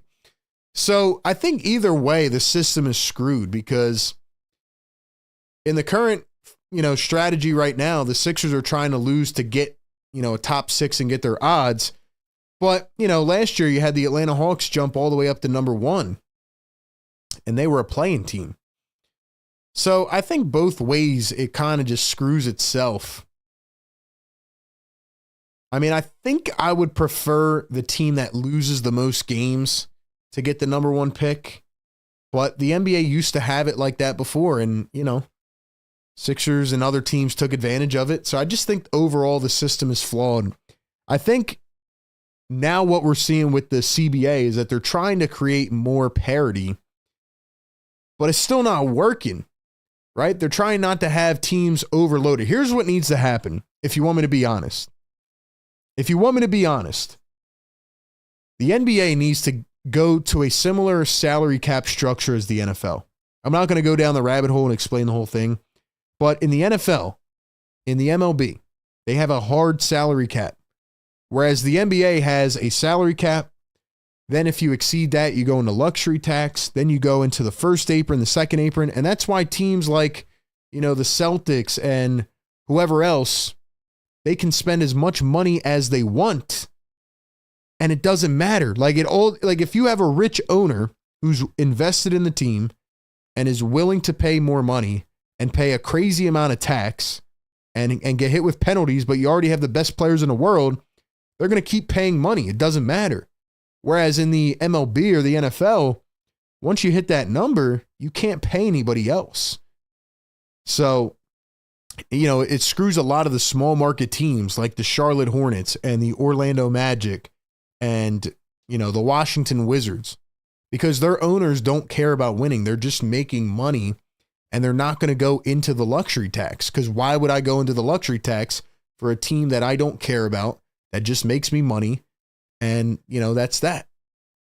So that's my, you know, short answer as to why the NBA is flawed with their system and why we're seeing a lot of brutal play this year. And also the injuries. The injuries are just, they're just terrible. Every team is injured. So it's pretty bad. Maybe they could change the lottery up a bit, like have a different system, but I don't know. They're in a tough situation.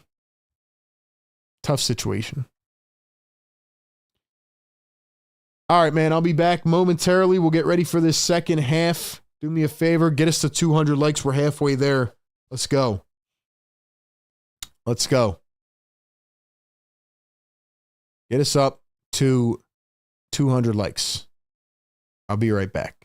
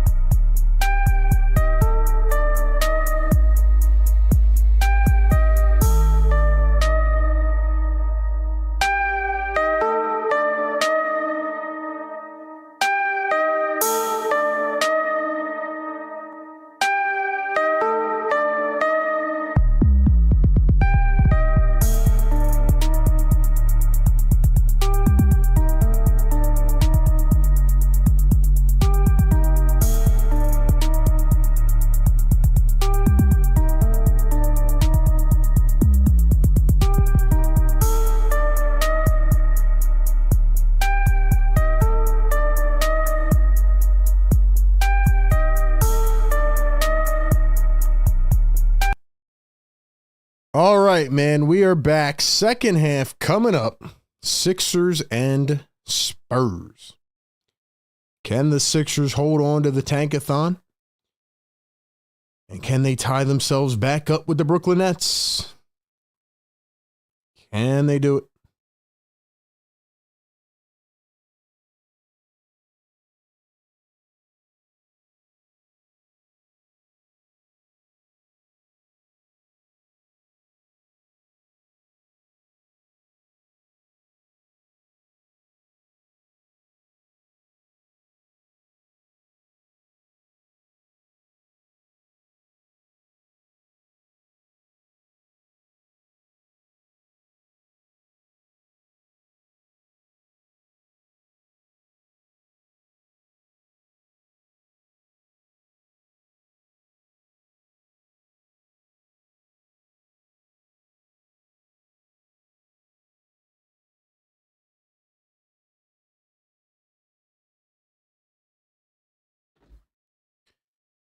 Here we go, starting the third quarter. Justin Edwards receives, drives into the lane, and lays one up freely.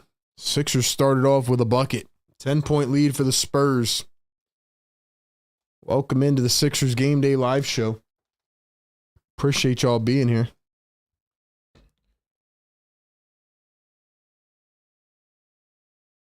Here's a 3-ball from San Antonio. Vassell doesn't hit it.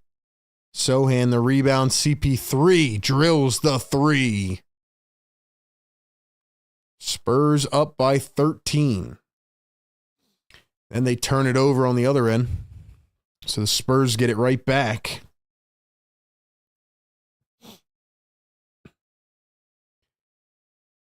Here's CP3. Did he just break Justin Edwards' ankles? I just saw Justin Edwards fall to the floor and CP3 shoots a 3. Did he? I don't think he broke his ankles, right? Maybe he did. Here's Jared Butler dribbling, driving, one bounce. Yabu cutting in the lane, and another turnover by the 76ers. 1.5 into this third quarter. 3-ball in the corner. No can do. And the Sixers get it back. Here's Quentin Grimes. Oh, the hesitation, the drive. Lost it off of his shin. But it's going to go off San Antonio and stay with the Sixers.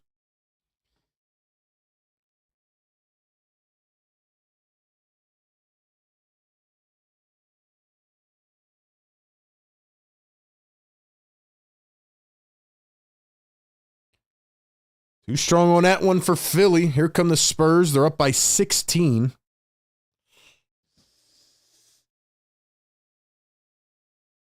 Here's CP3 going to find Vassell. Back to Chris Paul. Chris Paul up top. He's guarded by Chuma Okeke. Going to cross over, step back, find Vassell. Vassell off balance for 3. No can do. Justin Edwards going to spot up a triple, and that one goes 70-57. Spurs lead it.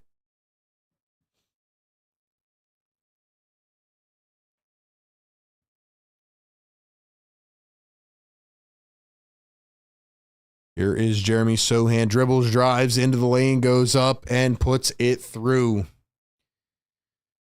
15-point gap now, once again.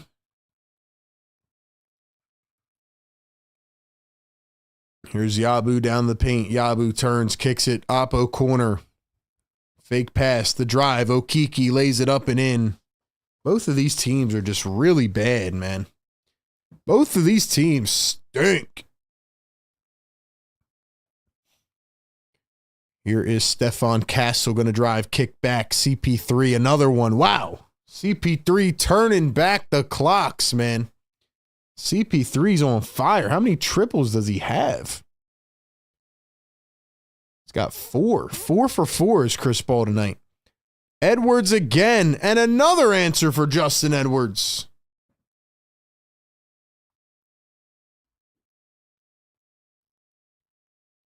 $8:30 to go here in the third.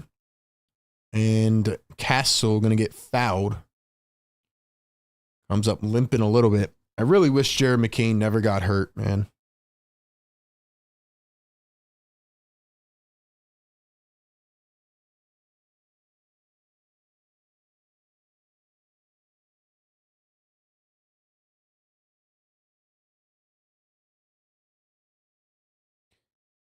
Castle a little bit too strong on the subsequent possession. Here are the Sixers. Grimes wide open. The trifecta does not fall. And he tried to save it, could not.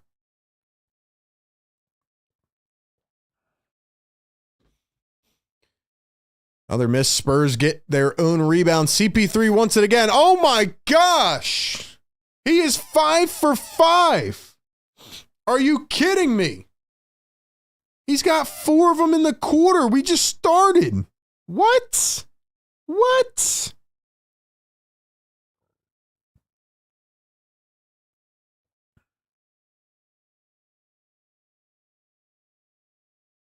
Holy crap. Yo, CP3 is cooking right now. Yabusele down low. Okeke up and in. CP3 is 5 for 5 from 3. Are you kidding me? He's got 15 points, 12 of them in the quarter. We've only been in this quarter for 4 minutes. And there is Sohan with an easy bucket. Timeout, Nick Nurse. Chris Paul has 4 threes in the quarter. He's averaging 1 per minute. 1 per minute. Drop some fires in the chat for Chris Paul. Tell you what, man, I was high on Chris Paul like 4 years ago when there were rumors about him coming to Philly. Thought he would have been a great piece for this team. Knows how to run an offense. Just a very smart player. But damn. We got to give him some love, though. I mean, the guy's almost 40 years old, and he's cooking the Sixers. I mean, you just can't get enough of it. You can't get enough of it, man.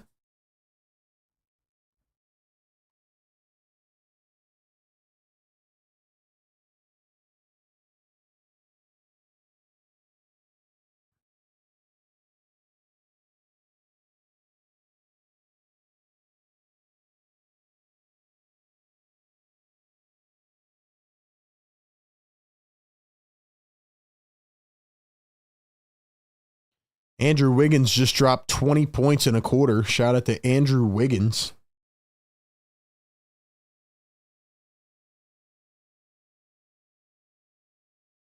Only in Philadelphia, man, are we getting cooked by 39-year-old CP3. Busy B says, I wanted him to win a ring. Yeah. His best shot was when they were up 2-0 with Phoenix. Sixers should have been in the finals that year, but of course they choked. But yeah, CP3 is just, just one of the greats, obviously a Hall of Famer. He's done it for a long time. Long time. That was a team with Mikal Bridges on it. I thought they were going to win that series, and then all the energy flipped. They lost 4 in a row. My uncle is almost 40 and would cook the Sixers. He honestly would, man. I think all of us would. Paul George is out with a sore finger. That's just the beginning of it, man. That's just the beginning of it, bro. That's just the beginning of it, man. I can't even get into that tonight, bro. You got to go back and watch the old videos. I mean, if I start talking about the way that this season is going, I will go into depression. I've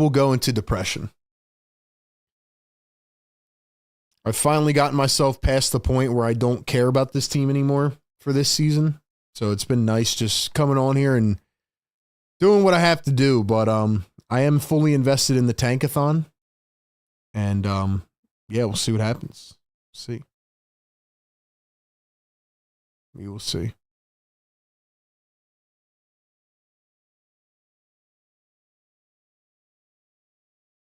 There's Quentin Grimes. Comes around a screen, drives, one bounce. Yabu goes up, and he knocks it through. Good shot by Yabusele. Here are the Spurs. Stefan Castle, no look, down low. And Harrison Barnes going to slam one down. My dad is 42 and would cook the Sixers.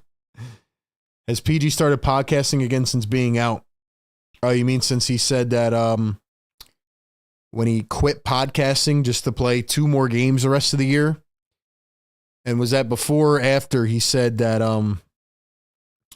that he pretty much wasn't giving effort the whole season and then was deciding to quit the podcast in hopes of contending for a championship? And that was a day before Joel Embiid got shut down for the season. Listen, man, I could go down all day. Quentin Grimes lays one in. It's a 12-point game. Look, I could go. There's so many things that have happened this season that just make no freaking sense. Remember when Paul George said he was bored earlier this season? This team has just been so unlikable, man. Sohan fouled by Yabusele. I just can't believe that they didn't even have the right communication. Like, Paul George really quit his podcast just for Joel Embiid to get shut down the next day. PG really said, I'm finally going to give the effort that I should and get my body right as we're 60 games into the season, and we're going to contend for a championship. Just like when Daryl Morey after the deadline said, all you got to do is squint. We can win the championship. Oh, Sohan's the one-handed free throw guy. I got to be honest, man. This one-hand free throw stuff is very, very weird. Jeremy Sohan is a weird guy. I don't know him, and I'm just going to say he's a weird guy because he's got pink hair. He had green hair before. He shoots free throws with one hand. What in the world? Ew. Ew, and he made it. 1 for 2. What's his free throw percentage? I got to look up his free throw percentage because that is an ugly free throw. Here's Quentin Grimes at the top. He's going to find Yabusele. Hands it off. Here's Grimes. Grimes steps back from the wing. Hits. Money. He's on fire. Q. Dot. Keldon Johnson on the other end can't get it to fall. Sixers storming back, and Sohan plucks it away, but out of bounds. Sixers ball. It's a 10-point game.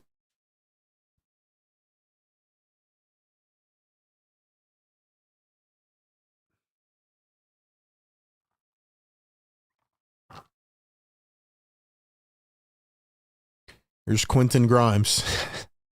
Grimes going to find Yabusele. Yabu down in the post. Yabu trying to get big. He gets doubled. Behind the back pass right to the other team. Here come the San Antonio Spurs. Johnson. Sohan goes up with it. Blocked by Okiki.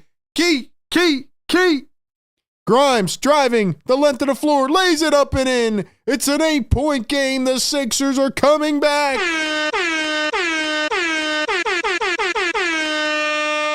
Woo! Ladies and gentlemen, drop the tank emojis in the chat. We need the tank emojis. Here's Sohan at the high post. Sohan pulls it up. Ew! He airballed it. Maybe you should shoot those with one hand. No wonder he shoots with one hand. That was ugly. Oh my gosh.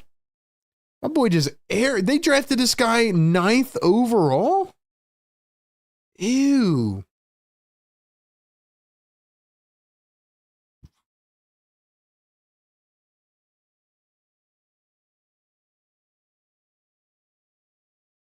Grimes fouled en route to the basket. Once again, Quentin Grimes is trying to mess up the tank. Let's see. Jeremy Sohan free throw percentage is 68%. He's averaged 11 points every year. Wow. He was a 9th overall pick. How did they draft this guy 9th overall? It's like something the Sixers would do, man. Kelly Oubre's over here. Looks like he's about to go to the saloon. The hell, Kelly?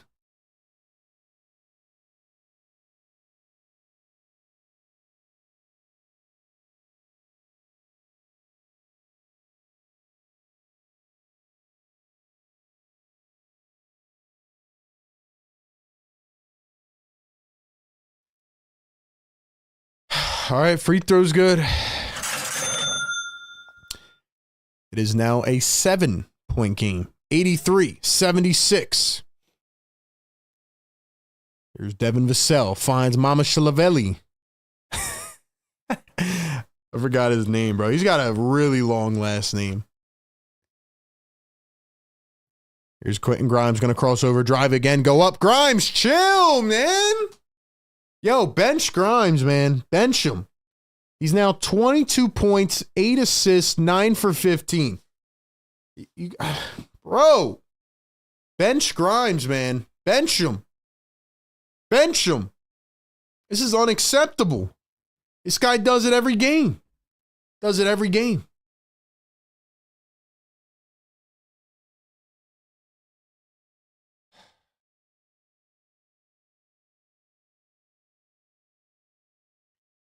Grimes, why can't you make it easy, bro? Why can't you make it easy, man?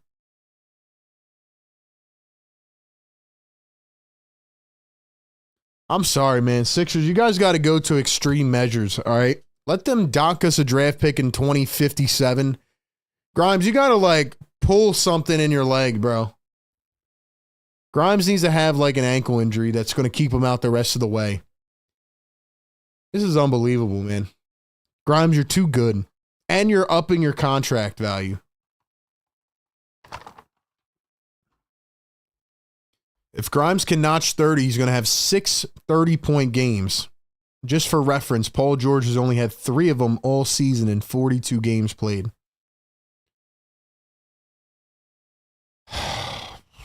And Grimes only played 19 games, man. Come on. Grimes got to chill, man. Relax, bro.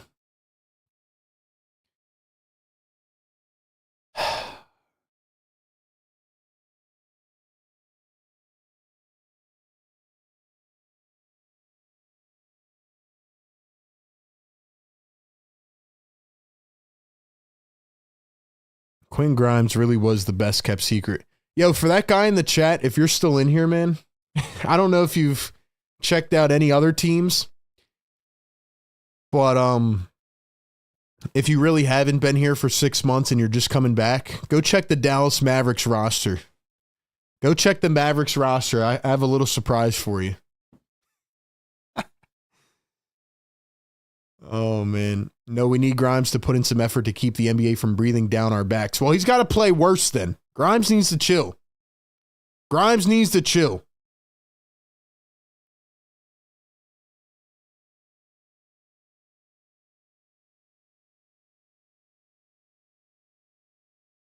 You're mad at Grimes because he plays hard and has pride. No, I'm mad at the team that they're still playing him. I'm not mad at Quentin Grimes. I'm mad at the team that they're still playing him because he's too good.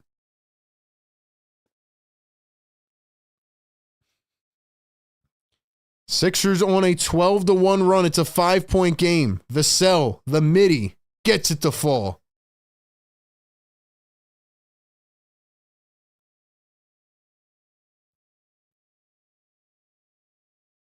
Here's Justin Edwards down the other end. Puts it up from about 10 feet. Got it to go. 85-80. Spurs lead it.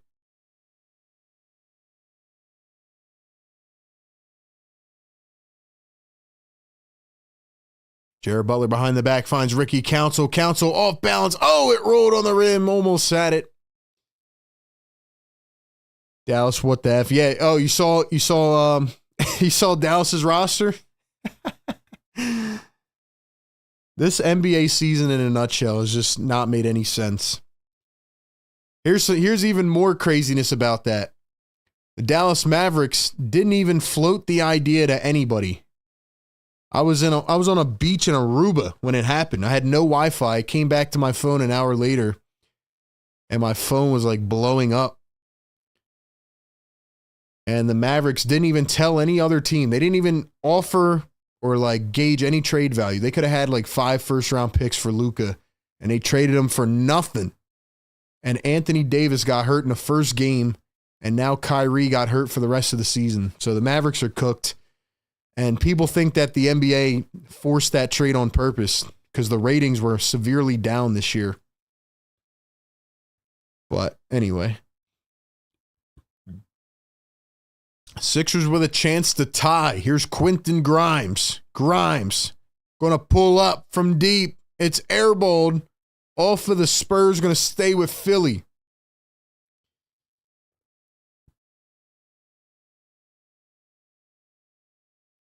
But yeah, the Mavericks have probably been the only team with a worse season than the Sixers, man. And they traded Quentin Grimes to the Sixers for Caleb Martin. And yeah, that's been a crazy trade too. Ricky Council from the logo. Got it! Ricky! What a shot! We are tied at 85. Our worst nightmare. Keldon Johnson to the corner. Champagne a 3. He answers and says, "Get off me." Here's Jared Butler coming down the way. Butler turns, spins, and he's fouled. Guys, we got 190 people in the chat right now. Do me a favor. Can we get this to 200 likes? We need 34 more. Hit that thumbs up. Get us to 200, man. Shouts to the members. Shout out to the mods. Welcome into the show. Welcome into the show.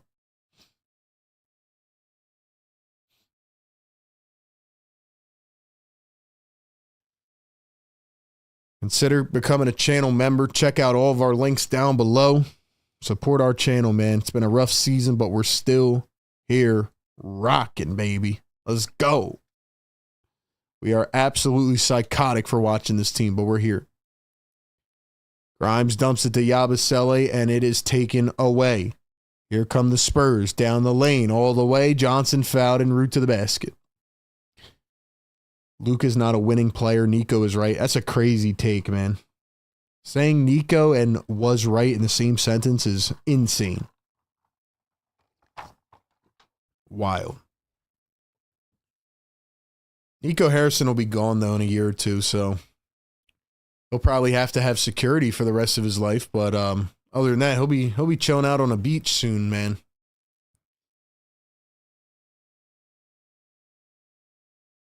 Who will the Sixers pick with the 35th overall pick? Well, we'll definitely do some videos about their second-round draft selections, but honestly, I'm not excited about it right now. It'll probably be a young player that they don't play anyway. Spurs lead it by 4 after the Sixers tied it up. Here is Jalen Hood-Schifino. Hood-Schifino up top. He's going to cross over, drive, find Yabu. Yabu driving, kicks to the corner. Up top, here's Hood-Schifino. Back to Brissett in the corner. A trifecta, and he nails it. 1 point game. 1:45 to go here in the third.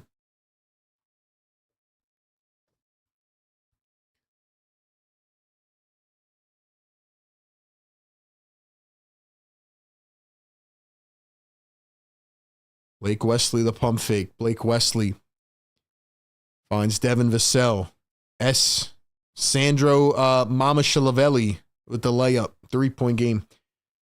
Maury's going to ask AI who to draft. Yeah, that's another crazy part of this season. There's so much insanity this season. Like, you wouldn't even believe me if I told you.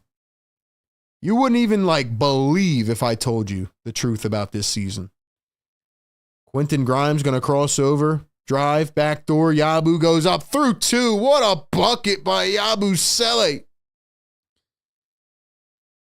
For me to tell the story of this season, you'd have to be, I don't even know. You'd have to, just take me at my word, but Mamu misses the 3, picked up by the Sixers. 40 seconds to go. Ricky fouled on the other end. I mean, we could talk about Joel Embiid getting called out in the locker room by Tyrese Maxey. Joel Embiid not playing the first 10 games of the season, and the Sixers lying to us. The Sixers having the best start from a rookie of all time, and then he gets hurt with a concussion and a meniscus on the same play. I mean, you would not believe the torture of this season. I am ready to be done with this season. Council of 3. Wow, the Sixers take the lead.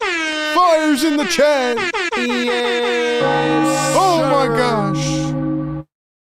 The Frost Bank Center. That's what this arena is called. The Sixers are heating up at the Frost Bank. 10 seconds to go here in the third quarter. Here's Blake Wesley going to dribble in, spin. Wesley pulls it up. He missed it. Sixers, Spurs at the buzzer. No can do. 0.1 on the shot clock or on the game clock. Wow. Wow. Sixers get fouled during the bonus. 0.1 on the clock. So they will go and shoot free throws.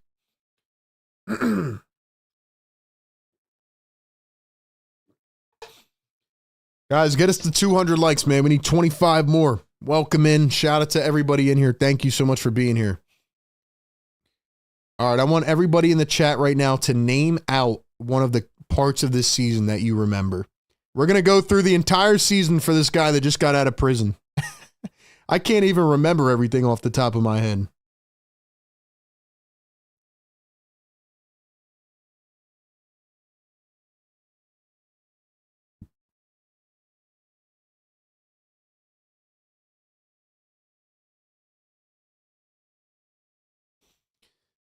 Free throws good for Jalen Hood-Schifino. That'll take us to the end of the third quarter. Right now, I want everybody in the chat to drop one of the crazy moments that they remember from this Sixers season. We're going to tell the whole story.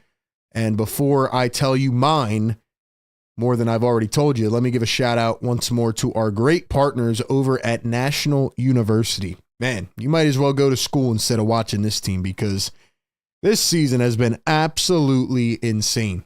But National University has you covered. They're a nonprofit accredited university that offers flexible online schooling. Maybe you're working full time. You're like, hey, I want to go back. I want to try something different. NU makes that possible. They help you balance your life. Even if you're working, they know you might be a parent, whatever. They will give you the support that you need. They offer 4 and 8 week online classes, and they offer 150 degree programs and credentials that can help you get that degree you're looking for. All right. They give you the support to balance your life, lots of resources, and they're a veteran founded university. Shout out to the troops. And National University awarded $50 million plus in scholarships last year. Matter of fact, they have scholarships coming up right now, coming up for the spring, the summer, next fall. So you definitely want to apply. Go check them out. All right. You can click the link pinned in the chat. It'll take you to a page and it'll give you a little more info on what they provide. So definitely go check that out. If you want to check out their flexible curriculums, their online program offerings, go to school from the comfort of your own home. Click the link down in the description or the live chat. Get more info today. Shout out to National University for partnering with the show. All right, man. What part of the season do I remember? Well, I just told you like 3 of them. Let's see what else I can remember. I remember a fourth quarter where Jared McCain had 18 points in 21 minutes, and Nick Nurse benched him in the fourth quarter for Kyle Lowry, who is absolutely terrible, might be the worst player in the NBA this season. Maybe not the worst, that's harsh, but he was terrible, and Nick Nurse continually played Kyle Lowry over Jared McCain, who was off to the best rookie start in Sixers history. Yeah, Jared McCain, don't know if you were here for that. Jared McCain, who everybody thought was going to be a backup, this guy was cooking. Jared McCain looked like the next coming of Allen Iverson, and then he got hurt. So that's my moment. I talked about the Embiid locker room stuff. What else do we have? Let's see. Andre Drummond getting ejected and non-ejected. Yo, I forgot about that. Andre Drummond got sent to the locker room, and then they said, oh, by the way, you're not ejected because we got the call wrong. So they brought him back. And then something else happened after that, right? Didn't he get fouled out or something? I don't remember, but that was like the worst officiating I've ever seen in my life. Drummond literally got, sanctioned back. He literally got recalled into the game. I've never seen anything like that. That's a great one. My favorite was when Nurse played the young guys. They won 4 in a row. Then he stopped playing them. They were on a 4-game win streak playing their best ball. That was insane. Blake Wesley for 3, and he drills it. Guys, what did I tell you in the pregame? Here's another moment from the season. RB telling you exactly what is going to happen every game. I told y'all, man, we have cardiac hoops incoming.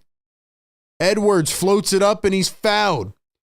Ladies and gentlemen, cardiac hoops incoming. I tried to tell you guys on the pregame show. Man. Cardiac hoops incoming. This is going down to the wire. Let's see. We all stayed up to watch an 8 to 10 hour signing of Paul George. That did happen. I remember Embiid quitting on the team. 3 injured max players, Kyle and Reggie lineups. McCain's season getting ended. Yeah, Jared McCain had a concussion, and then it came out the next day that he tore his knee on the same play. I'll never forget the Sixers losing to the G League Raptors in the second game of the season. I'll never forget starting off 3 and 14 as the Sixers make the free throws. I'll never forget Nick Nurse ripping into the team after the Denver Nuggets game where they got blown out by 44. And then they started cooking. That's when the young guys won all those games. Then he benched them.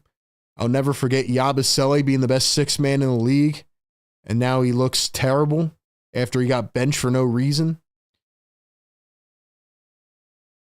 But most importantly, I'll never forget trying to figure out who's playing on a Sixers game day like this year. Edwards goes right downhill, up and in. Ladies and gentlemen, the Sixers lead it by 4. They lead it by 4. Harrison Barnes going to dribble in, drive, kick it out. CP3 for 3. Yo, he's on a heater. He's on fire. CP3 can't miss. He's literally CP3 tonight because he keeps hitting all these threes. Ricky Council up top. Going to find Hood Shafino. Where's Jeff Doughton? Jeff Doughton's an integral part of this season. As O'Shea Brissett banks it in off the glass. And B going WWE on a Philly reporter. Stefan Castle fouled and won. We got cardiac hoops. Drop the fires in the chat. Reggie Jackson playing for the team. Embiid shoved Marcus Hayes in the locker room. Embiid went at a female referee. I'll never forget this season, man. This was a wild freaking season. Nick Nurse coming out and telling us that he has no updates for 3 straight months and talking around the question every day. Wild stuff, man.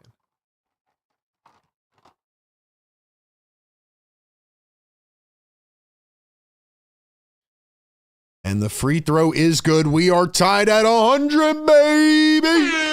Woo!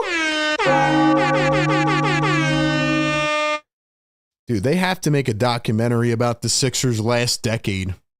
It has to be like a 6-part series. Council for 3. Bada boom, bada bing. Ricky heating up.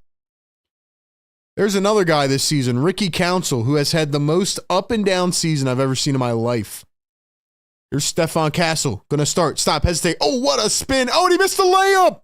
He missed the layup. It rolled off his fingers the wrong way. Pause. Edwards down the lane. Floats it up. That one rolls off the rim. Yabu turns, spins, goes up. And he's fouled.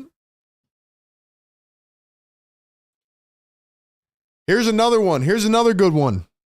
Here's another good one. I got a good one for you guys. Guys, get this to 200 likes, man. Get this to 200 likes. We need 15 more. Here's another good one. Here's another good one. Eric Gordon being the worst bench player I've ever seen in my life. Then going to the dentist. I'm not even kidding. If this guy's still in the chat, he's probably like, yo, these people are lying to me. Eric Gordon went to the dentist. He got oral surgery. And he went on a heater. I'm talking about 13 straight games. He was shooting like 45% from 3. This guy was pulling up from the logo. And then he got an injury. And they downgraded him to not playing for the rest of the season. And we don't know how to heal his injury. Kyle Lowry, we don't know how to heal his injury. The Sixers have had multiple players this season that are unhealable from injuries. Same way Robert Covington was unhealable last year.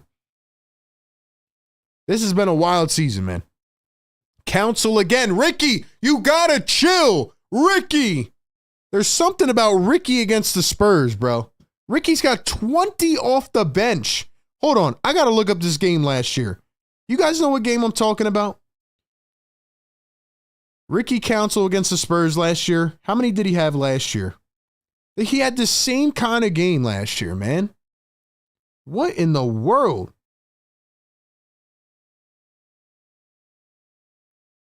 What in the world?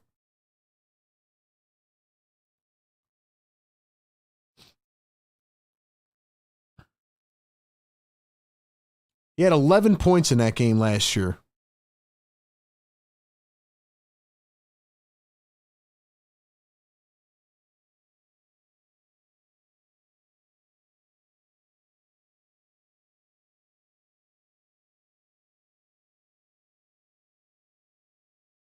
Hold on, I gotta find this game, bro. I think it was like right after I went to the Sixers game against the Thunder. He had like a big fourth quarter, a big overtime. Bruh.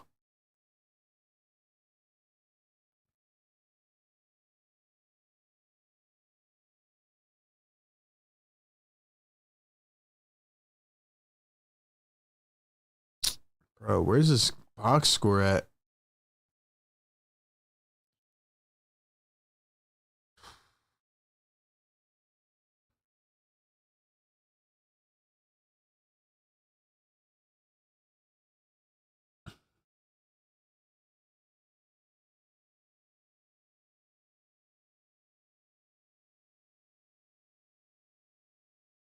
Yeah, he had 11 points last year. He played the whole fourth quarter, came in, and that game went to double overtime. We were streaming that game. That was insane. I lost my voice after that game.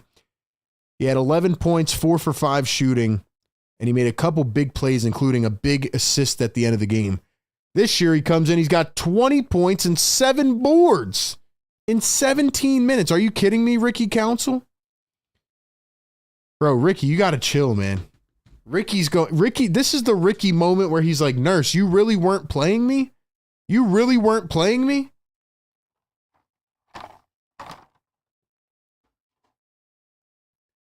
$220 plus in the chat. Do me a favor, hit the like button. We need 5 more. We need 5 more. Ricky Council is on a heater, and he needs to relax.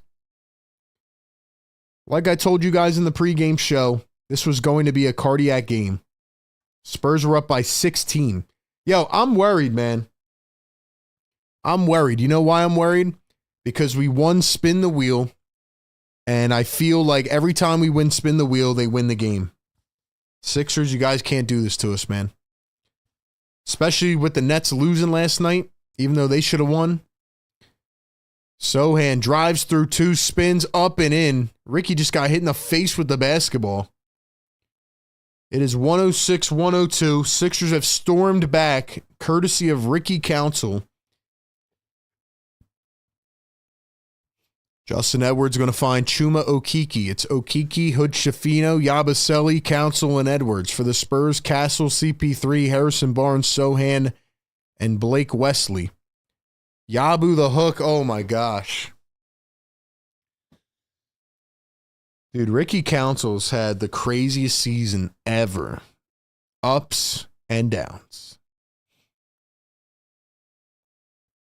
Ricky's trying to prove a point to Nick Nurse, and this is not the time. This is not the time, man. Hit the like button, guys. Hit the subscribe button. Welcome into the channel. Hit that sub button. Help us get to 42.1K. Come on, Spurs. Wake up now. First one good for Harrison Barnes. The Pacers beat the Nets in overtime last night. The Nets choked at the end, so the Sixers really need to lose this game. And the second free throw is good. 108-104, 8.5 to play.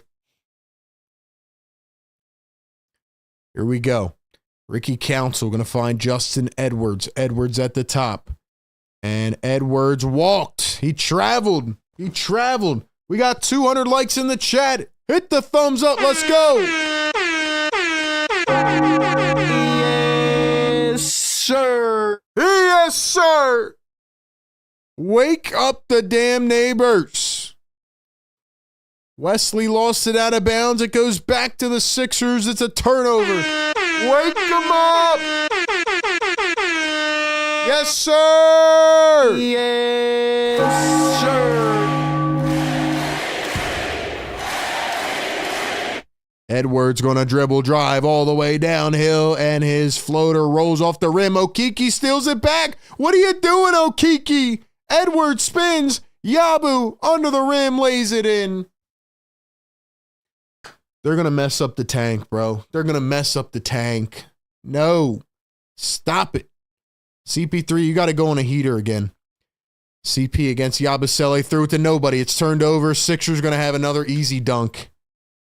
Oh, my gosh.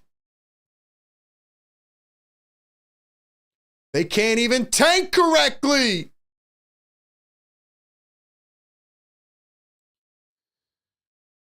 I can't believe this, bro. I can't believe this, bro.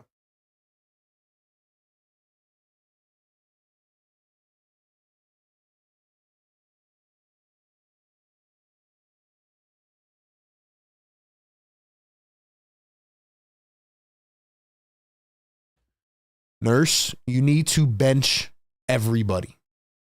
You need to bench everybody. I'm going to wake up the neighbors again. Guys, hit the like button, all right? I'm pissed off. Yes, sir. Yes, sir.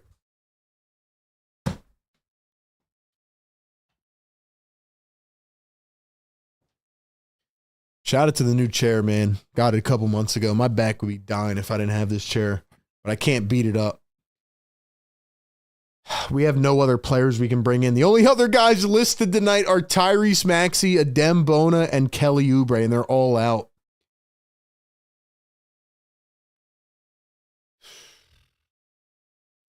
You can't lose every game, RB. These aren't the Wizards. Don, shut up. Shut up, Don. You're a Raptors fan. You want us to win this game.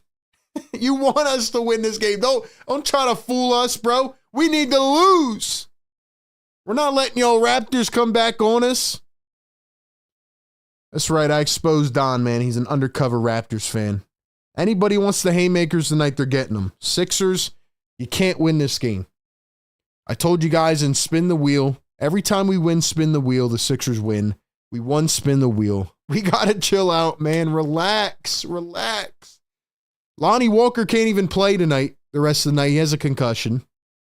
He had a headache, so they took him out. I mean, we can't even replace anybody. We can't even bring anybody else in. Come on.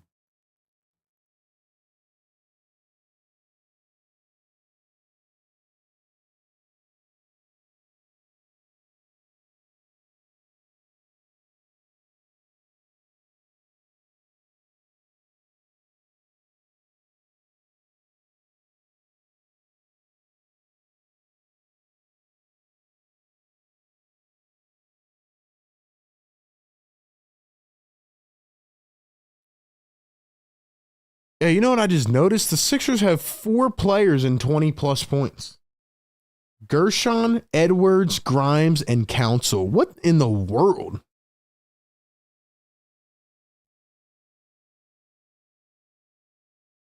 What?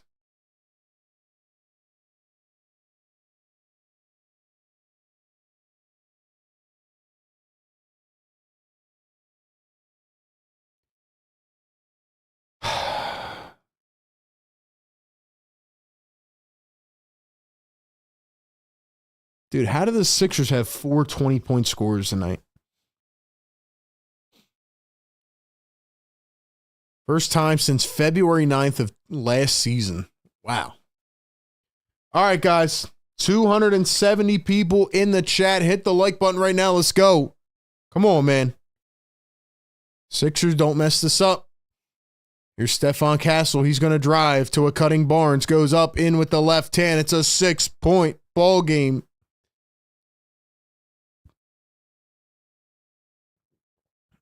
Looks like I undershot them with the final score prediction, though. Sohan going to foul Justin Edwards. Dude, this guy Sohan is scary looking, man. He's scary.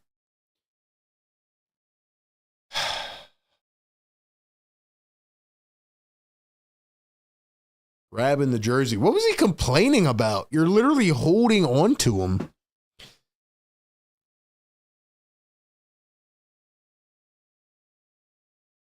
Where the heck is Jeff Doughton, man? Here's Justin Edwards. Edwards steps back. He's guarded by Harrison Barnes. Going to pull up a 3. Short. Short. 6:35 to go here in quarter number 4. 3 ball from Keldon Johnson. Cha-ching! He's on fire! Woo! 3-point game. RB, where's Alex Reese when we need him? Yo, I forgot about Alex Reese. Where is Alex Reese, man? Holy smokes. I forgot where he is, man. Isn't he on a 2-way contract or a 10-day? I don't know. Yabu goes up with the putback. Vassell walked off. He looked like he got hit somewhere. It's a 5-point game. We have a cardiac incoming, man. Here's Stephon Castle. Let's go. Drive. Goes up. Got the bucket. Tough finish for Stephon Castle out of UConn. 114-111. Here is Jalen Hood-Schifino. Oh, he steps back for three. It's off the mark. Yabu picks up the board. Both teams not running after the rebounds. Okiki a three. Oh, my gosh. Are you kidding me, Okiki? Okiki. Come on, bro. Relax. Stefan Castle oops it up. Vassell throws it down over Gershon Yabusele. Shout out to my guy, Mark Zumoff. Friend of the channel, as he would say. Lock on windows and doors. We are coming in for a landing, ladies and gentlemen. Oh, boy, do we have a cardiac game as I predicted. Here's Justin Edwards. Going to drive. Go to the baseline. Kicks it back. Okiki up to Council. Council, you know he's going for the shot. Council around the screen. He's going to step back for three. Off the mark. Oh, I love you, Ricky. Here come the Spurs. Vassell. Barnes drives under the rim. Johnson goes up, missed the layup, puts it back, got it to go. It's a 2-point game. Timeout, Nick Nurse. Yes, sir.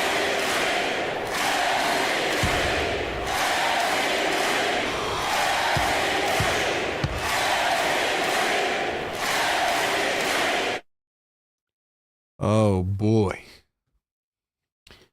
Ladies and gentlemen, drop a Spurs in the chat. I don't care what any of you think. We need the Sixers to lose this game.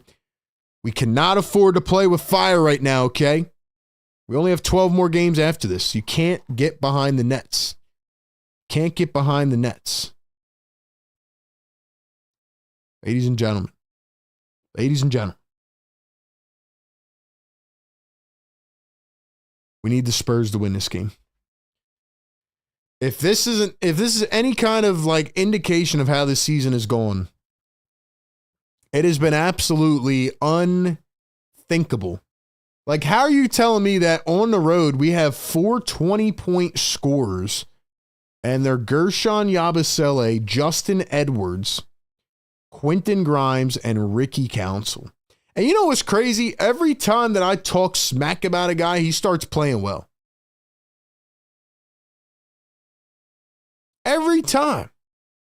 I talked about Yabu earlier in the stream. He starts playing well. I started talking about Ricky Council. He starts playing well. Like, come on, man. Relax.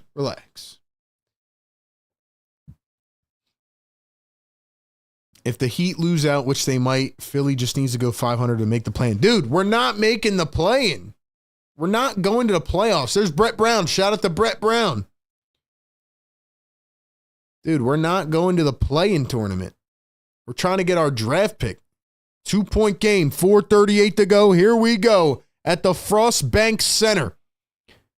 Sixers lead by 2. Here's Quentin Grimes back in the game, fully refreshed. Don't give him the ball. Here's Chuma Okiki. Going to find Yabusele in the post. Yeah, that was a walk, man. Anyway, Yabu kicks it out. Ricky up top. Okiki, Grimes. Shot clock violation! Woo! Good defense by the Spurs.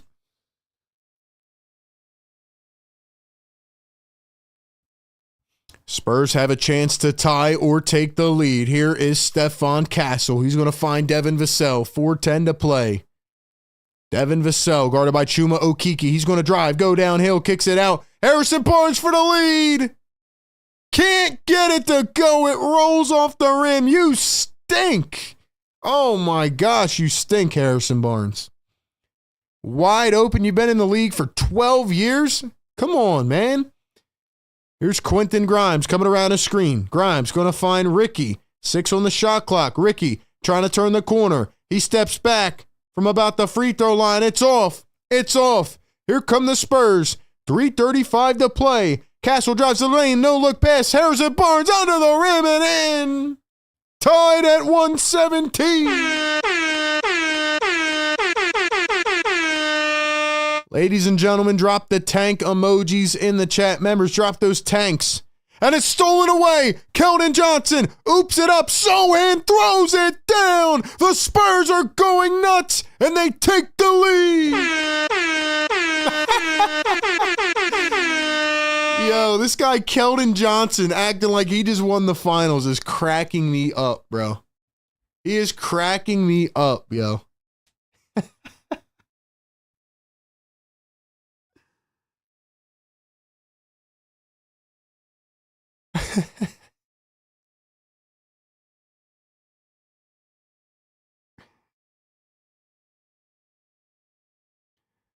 Oh my gosh, man. Oh my gosh, yeah. Is the shirt you have on the website? No, it's not. It's not my merch, man. But go check out my merch, man. Go check it out. Yo, the Spurs are acting like they just made the finals. Keldon Johnson's acting like he just punched a ticket to the NBA finals. Let's go, Sixers. Keep cooking now. Keep cooking now. It is 119 to 117. Let them have it, bro. Let them have it. It's all good. It's all good, man.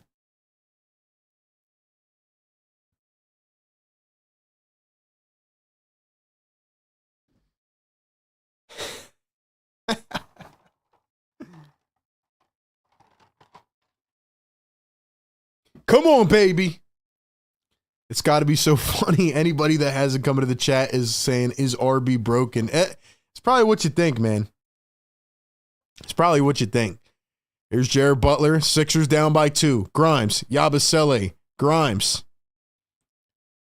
3 minutes to go. Spurs on an 8-0 run. Grimes dribbling, driving, steps back, mid-range. It's off. Spurs with the board. Come on, Keldon Johnson.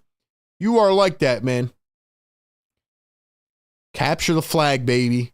Capture the flag. Here's Stephon Castle again, coming around a screen. CP3 on the bench. Castle, gonna drive, go up through traffic. Got it to fall. It's a 4-point lead for San Antonio. They're not gonna win many games the rest of the season, but boy, they can have this one. O'Shea Brissett back in the game, kicks it back. Jared Butler, here's Quentin Grimes. Grimes looking for a lane, scans, drives, kicks. Butler has nowhere to go. 4 on the shot clock. Gets it to Grimes. Grimes from deep. It's airborne.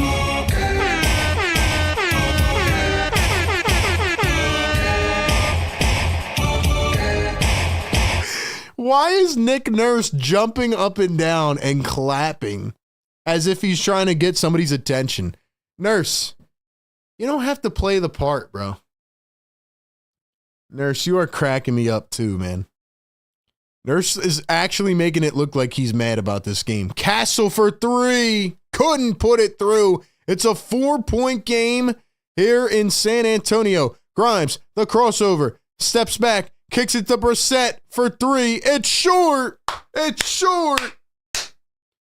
Yo, the Sixers are cooking right now, man. Fires in the chat.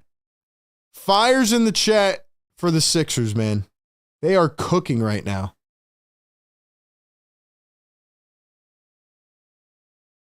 Spurs trying to find a lane. Sohan couldn't get it, and he throws it away.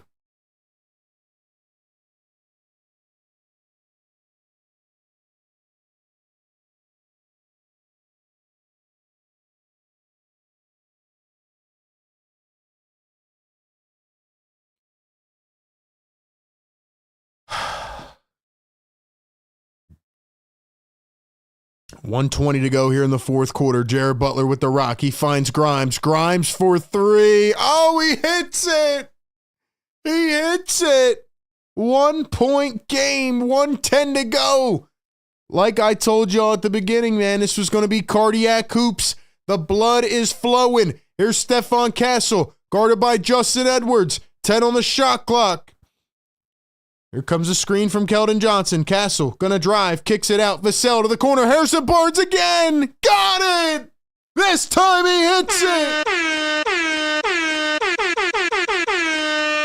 Yes, what a shot sir. By Harrison Barnes. This time he capitalizes on it. 4-point game again. Grimes at the top, guarded by Sohan. He's going to step back with a 3 of his own. That one does not fall, and the Spurs pick it up.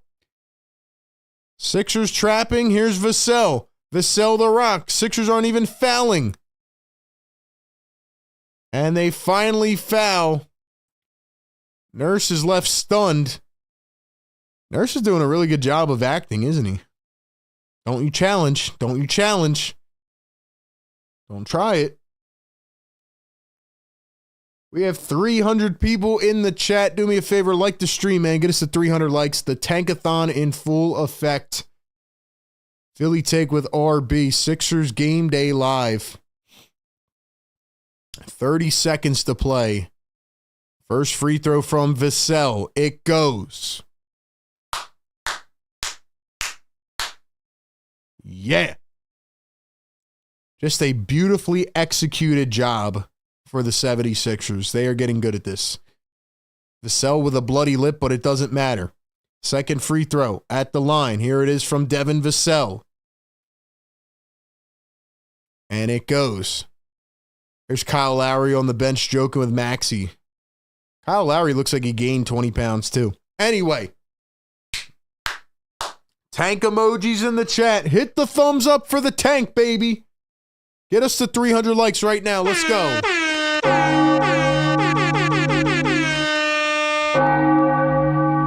Wake them up. Yeah, baby. Another entertaining tank job. See, this is what the Sixers do well, man. They keep us involved the whole game, and then they lose it at the end. They've actually been very impressive lately. This might be the best ball they're playing all season. Yeah.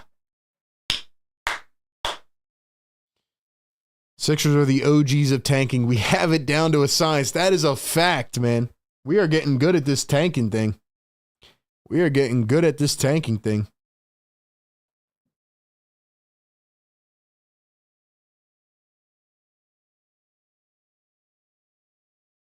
Well, the Sixers most likely here, if they can finish this off, are going to be tied again with the Brooklyn Nets for the 5th best odds. Got the Hawks on Sunday. We'll be here for that. I'm telling you guys, the Tankathon race is more interesting than the playoff race. Tanking race is more interesting. If this organization did the right thing the last 8 years, we would not have to suffer. I agree 100%, Julius.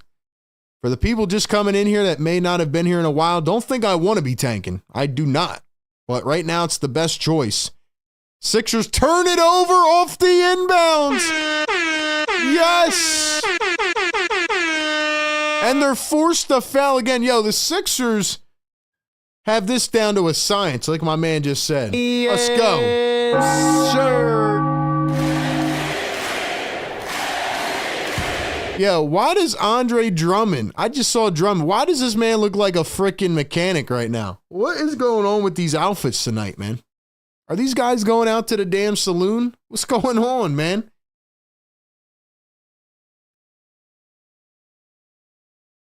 They're going to look at it for what, a potential flagrant maybe? Maybe not. I don't know. Guys, get this to 300 likes, man. We got over 300 in the chat. We do this every game, even against our pleasure. Pre-game, live game, and post-game. Look at these little Spurs fans. They're going crazy. They're going crazy. The Spurs are going to win a basketball game. Keldon Johnson's acting like they just went to the finals. Yeah. Hit those thumbs up, baby. Look at Keldon Johnson, man. Yo, that's how you know this team hasn't won in a while. This boy is hyped up. This boy is hyped up. Oh, man.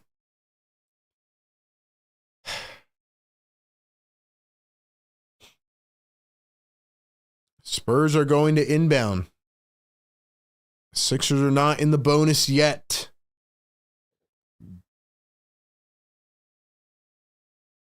Here's the inbound. Castle drives, lays. What a bucket, man. Grimes comes down the floor, goes all the way into the basket, and lost it. It's turned over. It's out of bounds. Sixers are going to lose.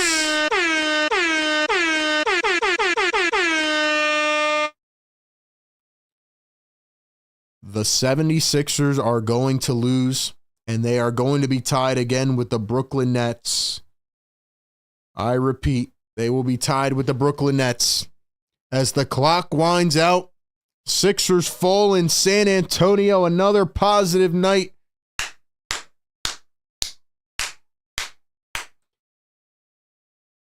Yes, sir, baby. Yes, sir. The tank lives on. Ladies and gentlemen, they finally broke the curse. They broke the curse. They broke the curse. Every time we won spin the wheel, they would win the game. I thought they were going to win the game. They didn't. The Sixers have broken the curse. Jeremy Sohan, that freaky pink-haired, one-handed free throw shooting guy, wins player of the game. Sixers are tankers of the world, man. The curse is broken. Let's go, baby. Ladies and gentlemen, once again, shout out to National University. And also, shout out to BetUS TV. Go check out BetUS TV. Follow their sites and their socials and all their platforms for your daily sports content and news. Shout out to BetUS TV. We're partnered with them. Yes! We got something to look forward to, man. Something to look forward to. It took everything. It took everything, man. The 76ers are down to the bare minimum. They're down to they couldn't even put anybody else in the game tonight. That's how down bad they are. We have a lot to talk about coming up on Sixers Postgame Live. We're going to look at the updated Tankathon odds. Thank you all so much for being here. You guys are amazing. I appreciate you all so much. And if you're leaving at this point for the game day portion, we'll be back Sunday. But ladies and gentlemen, we have a lot to talk about coming up in the post-game show. So do me a favor, if you're just tapping in here, hit the thumbs up button. We're bringing you these streams every game, no matter what. Pre-game, live game, and post-game. Pre-game, live game, and post-game. Let's go. Let's go. Let's freaking go, man. Join the Discord. Follow us on all social medias. Check us out everywhere. We continue to muscle through this insane season. But we got a lot to talk about coming up on the post-game show. All right, y'all. I'll be back in just a few moments.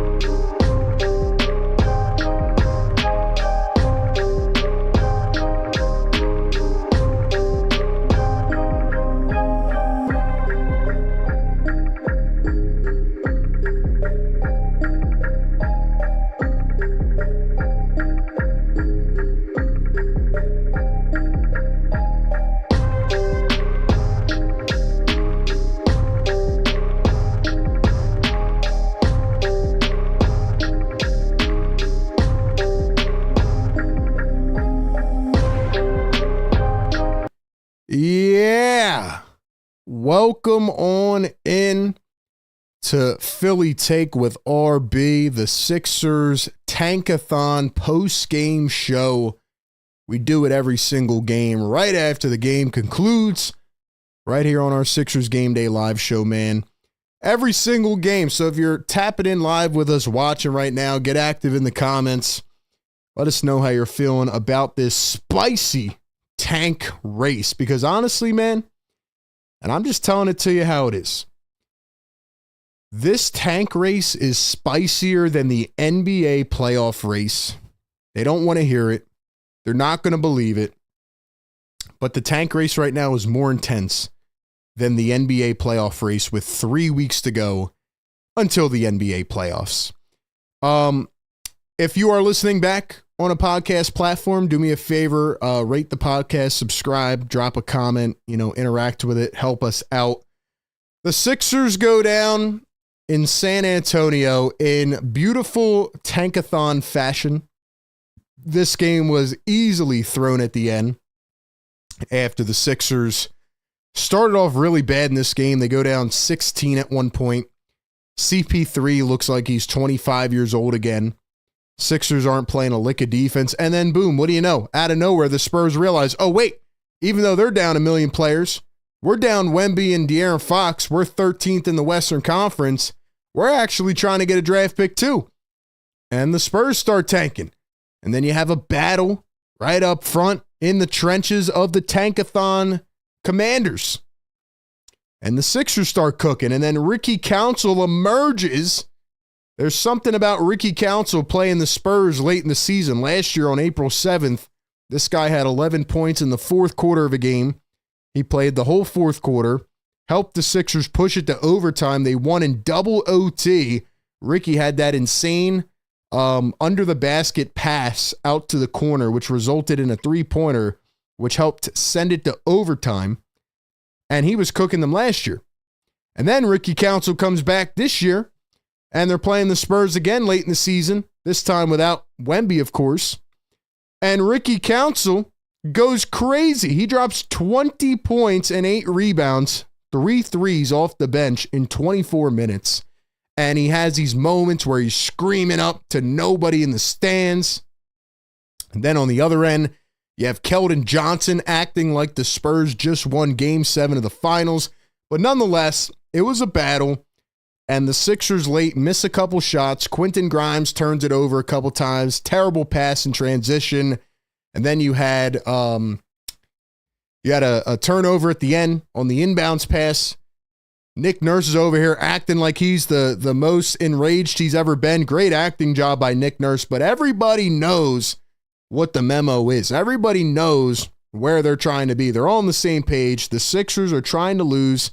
They need to lose every game the rest of the season. And for a minute, I thought they were going to pull it out against the San Antonio Spurs. Now, maybe part of that was just superstition.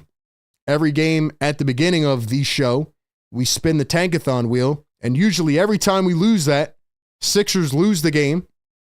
And usually every time we win, they win the game. And today, we actually won spin the wheel with the 3rd overall pick. And I'm like, uh-oh, this might be one of those trap games. We might end up winning. And for a minute, I thought we were going to win. But the Sixers are out tanking everybody. The Sixers might be playing their best ball in the season right now because they actually have a goal and an objective, and they're actually able to do it. Now, if you're a diehard Sixers fan like I am, you're probably in this chat like, what the hell is wrong with this guy? What is he talking about? And I'm going to answer that like this. Do I want the Sixers to be tanking right now? No. Does any fan want them to tank? Do we want to be in this situation? Of course not.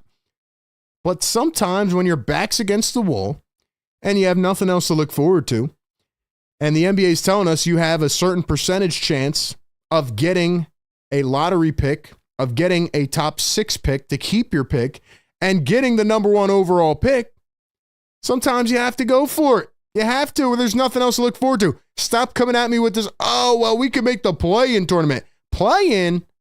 We're not making crap. We're trying to get Cooper Flagg, Ace Bailey, Dylan Harper, VJ Edgecombe, or whoever else. I'm watching March Madness all day. I'm cooking in March Madness too. I told you guys this was going to be a cardiac game.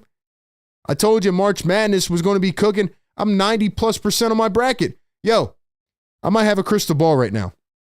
I think the Sixers might only win one game the rest of the season. Am I crazy for thinking that? I think the Sixers might only win one game the rest of the season because they have mastered the tank. They are channeling their inner 2014, 15, 16. They have mastered the tank. Teams make it look like they're going to let the Sixers come back, and the Sixers go down late in games, and they absolutely bottom out. They blow it, and they make it look like they're trying because the NBA's been on their necks. Bravo, 76ers. Shout out to Justin Edwards. I mean, in this game, you're telling me the Sixers had 4 20-plus point scorers and they still lost? Gershon Yabusele with 23, Justin Edwards with 25, Quentin Grimes with 25, Ricky Council with 20, and they still lost. Now that is impressive. That is hard to do. But why did they lose? Well, nobody else showed up. They didn't rebound the basketball. They get out-rebounded again tonight, barely, but yeah, the rebound situation is insane. I mean, they're playing these games without a center pretty much. And it was a 1-point game late in the game, and then Harrison Barnes finally hits a wide-open three. He missed the prior one where he was wide open. Chris Paul is finding him, and then Stephon Castle's finding him. By the way, Stephon Castle is going to be a very, very good player, man. I said it last year before the draft. Stephon Castle is an unbelievable player. He has a lot of promise. He has a lot of potential. Now, if Jared McCain was still playing, I think he would be Rookie of the Year, respectfully. But Stephon Castle has a lot to his game, a lot of start-stop actions, just a lot of length at the guard position. And the way he was reading the floor, the way he was beating his defender off a rip, like Stephon Castle, he's got a bag to him, man. And just as a creator off the dribble, as a facilitator, Stephon Castle is going to be one heck of a player. And tonight he had 17 points, 14 assists, 3 steals. I like his game a lot. Him and Wemby together and De'Aaron Fox, that could be a special trio. But Wemby's out. De'Aaron Fox is out. You're getting cooked tonight by Blake Wesley. Sounds like a stunt double in a movie. Blake Wesley had 10 points. Keldon Johnson. This was Keldon Johnson's like Michael Jordan moment tonight. This was Keldon Johnson's like, I feel like I'm on top of the world right now game. Keldon Johnson had 18 points, 5 boards, 3 assists, 3 steals, 2 blocks. Did you see his face down the end of the game? Keldon Johnson was acting like they just punched their ticket to the NBA Finals. Now, I'm not going to fault the guy for getting hype, but you could tell how long it has been since they won a game. I mean, they have been down bad with Wemby and De'Aaron Fox going out. You want to hear a crazy stat? The San Antonio Spurs had not won back-to-back games since January 3rd. It is March 21st. That is how bad the Spurs have been down. They haven't won 2 games in a row since January 3rd. Tonight, they won their 2nd game in a row. The Sixers helped them snap the streak. But yo, Keldon Johnson was out here celebrating like they just won Game 7 of the finals. He was out here flexing on everybody. Look, I was happy about it. Let him do his thing. Let him do his thing. CP3, 18 points, 4 boards, 3 assists. He had 6 3-pointers. He was 4 for 4 at one time. 5 for 5. CP3 looked like he was 27 years old today. And I think CP3 will end up playing another season, but it won't be in San Antonio. I mean, he's had a decent year. He's 39 years old. Sixers didn't give a crap on defense. They're leaving him wide open. I mean, what else do we say, man? I mean, they can't stop Chris Paul. You know, you got O'Shea Brissett, who showed a little bit of potential in the first couple of games. Tonight he comes off the bench, drops 9 points, but he's just another guy. The Sixers, have these guys that are trying to fight for their NBA lives, and they came out the first couple games and they made it look like they were going to compete and like they were going to ruin the tank. But the fact of the matter is, Either they have been instructed by the Sixers higher-ups to not try it in the fourth quarter of games, or they're just not good. Maybe it's a mixture of both. You had Chuma Okeke tonight, right? He had 15 rebounds off the bench last game. He comes in tonight. He dropped 7 points and 3 boards. So just another average game. Quentin Grimes had 10 dimes. I thought he was getting active early on in terms of finding his teammates. He wasn't really scoring a lot until the end of the second quarter, and then he decided to turn it up. And I'll say the same thing that I say every single game here on the postgame. Quentin Grimes almost ruined the tank. Now, he did make up for it at the end. He made a couple errant passes, but Quentin Grimes is so good. And the Sixers got to a point tonight where Lonnie Walker, who returned from a concussion, started to have a headache in the middle of the game. They said, "You're out of here." So you came into the game with 9 players available. Adem Bona, Tyrese Maxey, and Kelly Oubre were listed as available, but they obviously are injured. Lonnie Walker goes out. Now you're down to 8. So when Quentin Grimes is starting to get on this run, and Yabusele, who I thought finally played a good game, I was actually talking about him early in the game, and I was saying how he was starting to look concerning. And, maybe that's just a product of the guys he's playing with, but it does ultimately help the Sixers. He's dropping his contract value. It does suck for him, but Yabu's out here trying to make something out of nothing. And I thought he actually had a good rest of the game after the first quarter and a half. 23 points, 9 rebounds, 5 assists, 1 steal. So I thought Yabu actually played pretty well. He goes 11 for 16 from the field. He was getting buckets down low. But Jeremy Sohan on the other end, and that guy is very scary looking. I mean, he's got pink hair. He's got a gap in his teeth. And he shoots free throws one-handed. I'm looking at Jeremy Sohan, and I'm like, this dude he's a first-round pick a couple years ago. He averages 11 points per game. But, of course, against the 76ers and their, G League guys, he's out here cooking. Jeremy Sohan drops 23 points in this game, 9 rebounds, 2 assists, 11 for 17 from the field.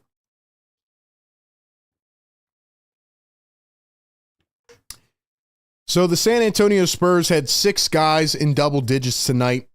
Sandro Mamakilashalavi, who had 34 points last game, did nothing tonight. And the Spurs still found a way to win. And really, the reason is, as they say all the time, it's a make or miss league. You got to hit shots. And the Spurs shot 48.7% from 3 tonight. And that was the story of the game. That was the story. The Sixers did not make shots. They shot 38%, and the Spurs shot 48%. And sometimes that's just how it goes. The Sixers out-tanked the San Antonio Spurs. They out-tanked them. Simple as that. Simple as that. And the Sixers threw it away at the end. And they're getting much better at tanking. Nick Nurse is giving the antics and let me throw my arms up in the air. Let me make it look like we're mad because the NBA is breathing down our necks. But honestly, I thought it was a good tank job.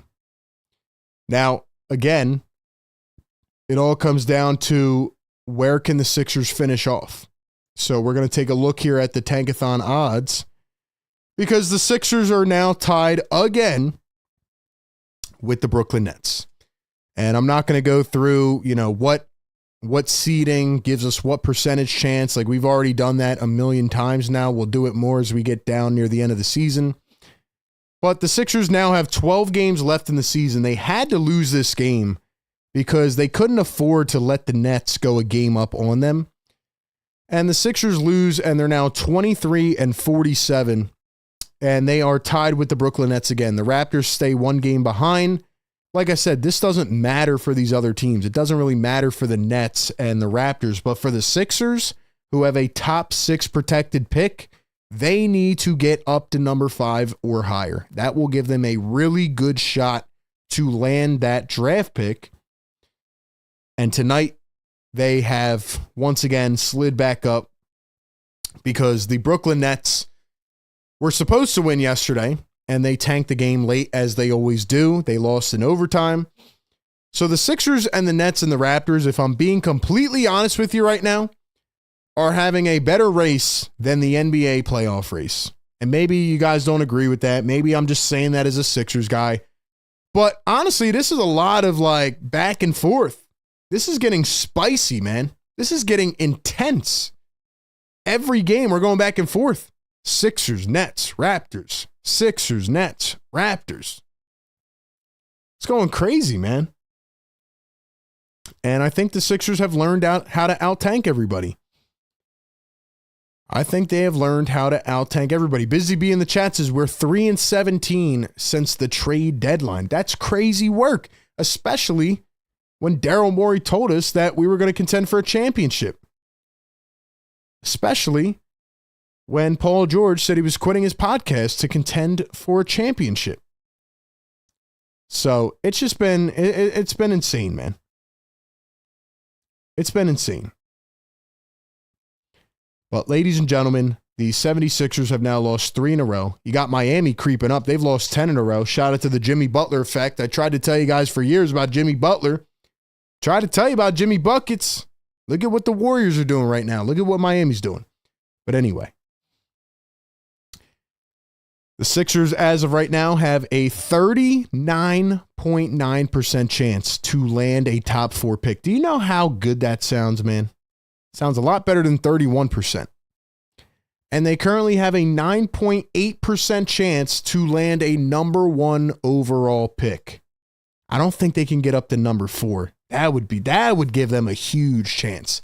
And if you're like me and you've been watching March Madness all day, man, Cooper Flagg, whoever gets him is going to change their franchise. I believe that. I believe he's one of those game changers. Now, might not be immediate on a team like the Wizards or the Jazz, but watching Cooper Flagg, who's 18 years old, the way he processes the game and can contribute in every facet and can only get better.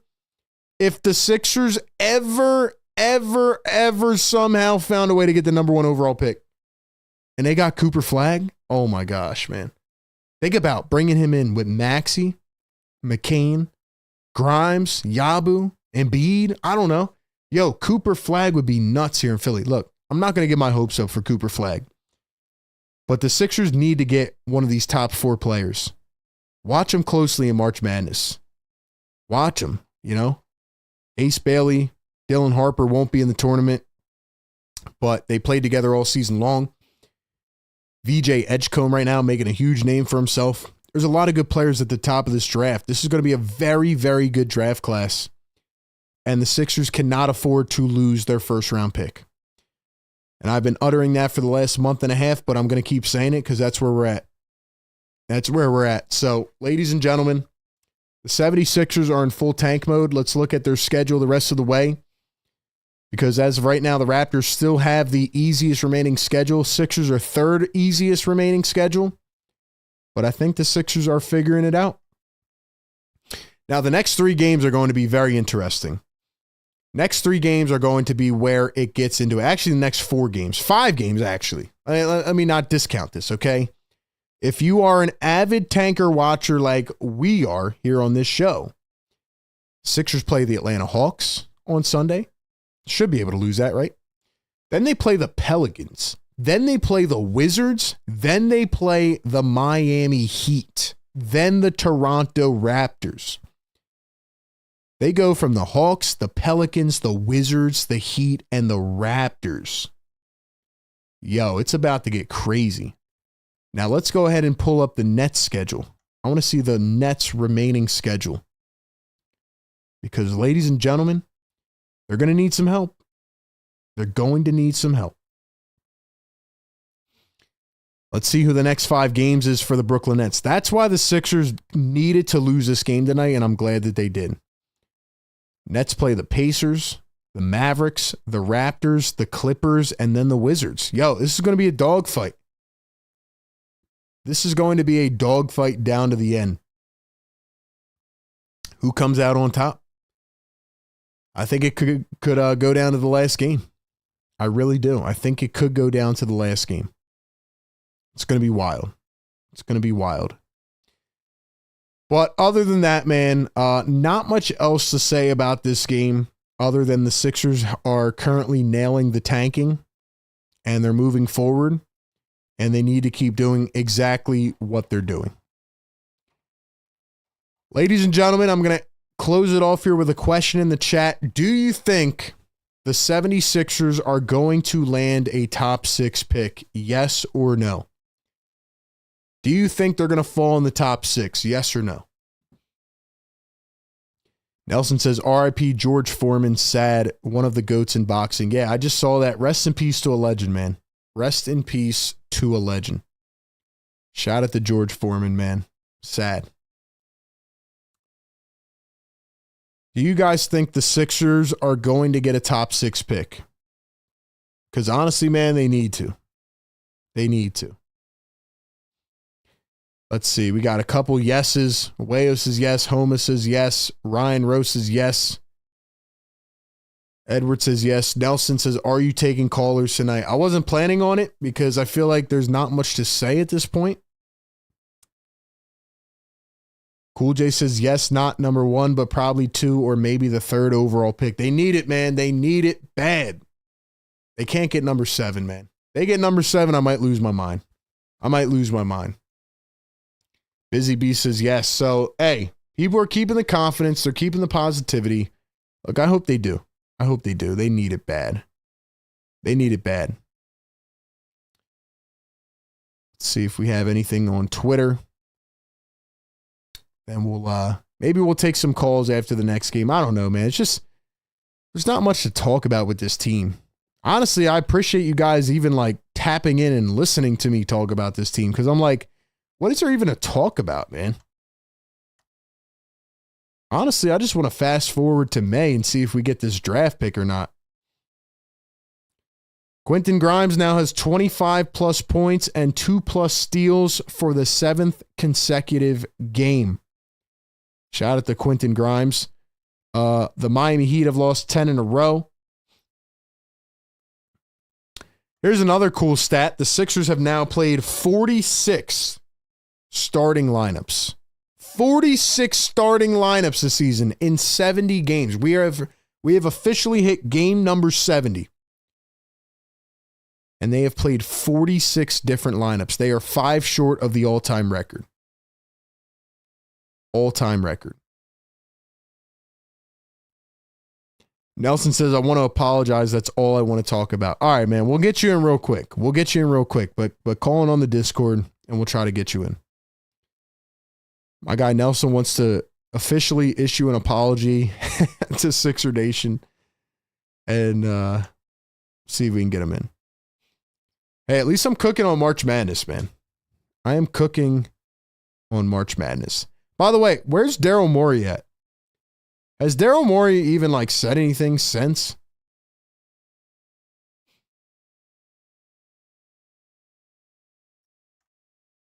Somebody just put this on Twitter. Shout out to my guy Romp. He says, elite tank job by Nick Nurse. He called a timeout. The play led to a shot clock violation. Barely got any touches for Grimes down the stretch.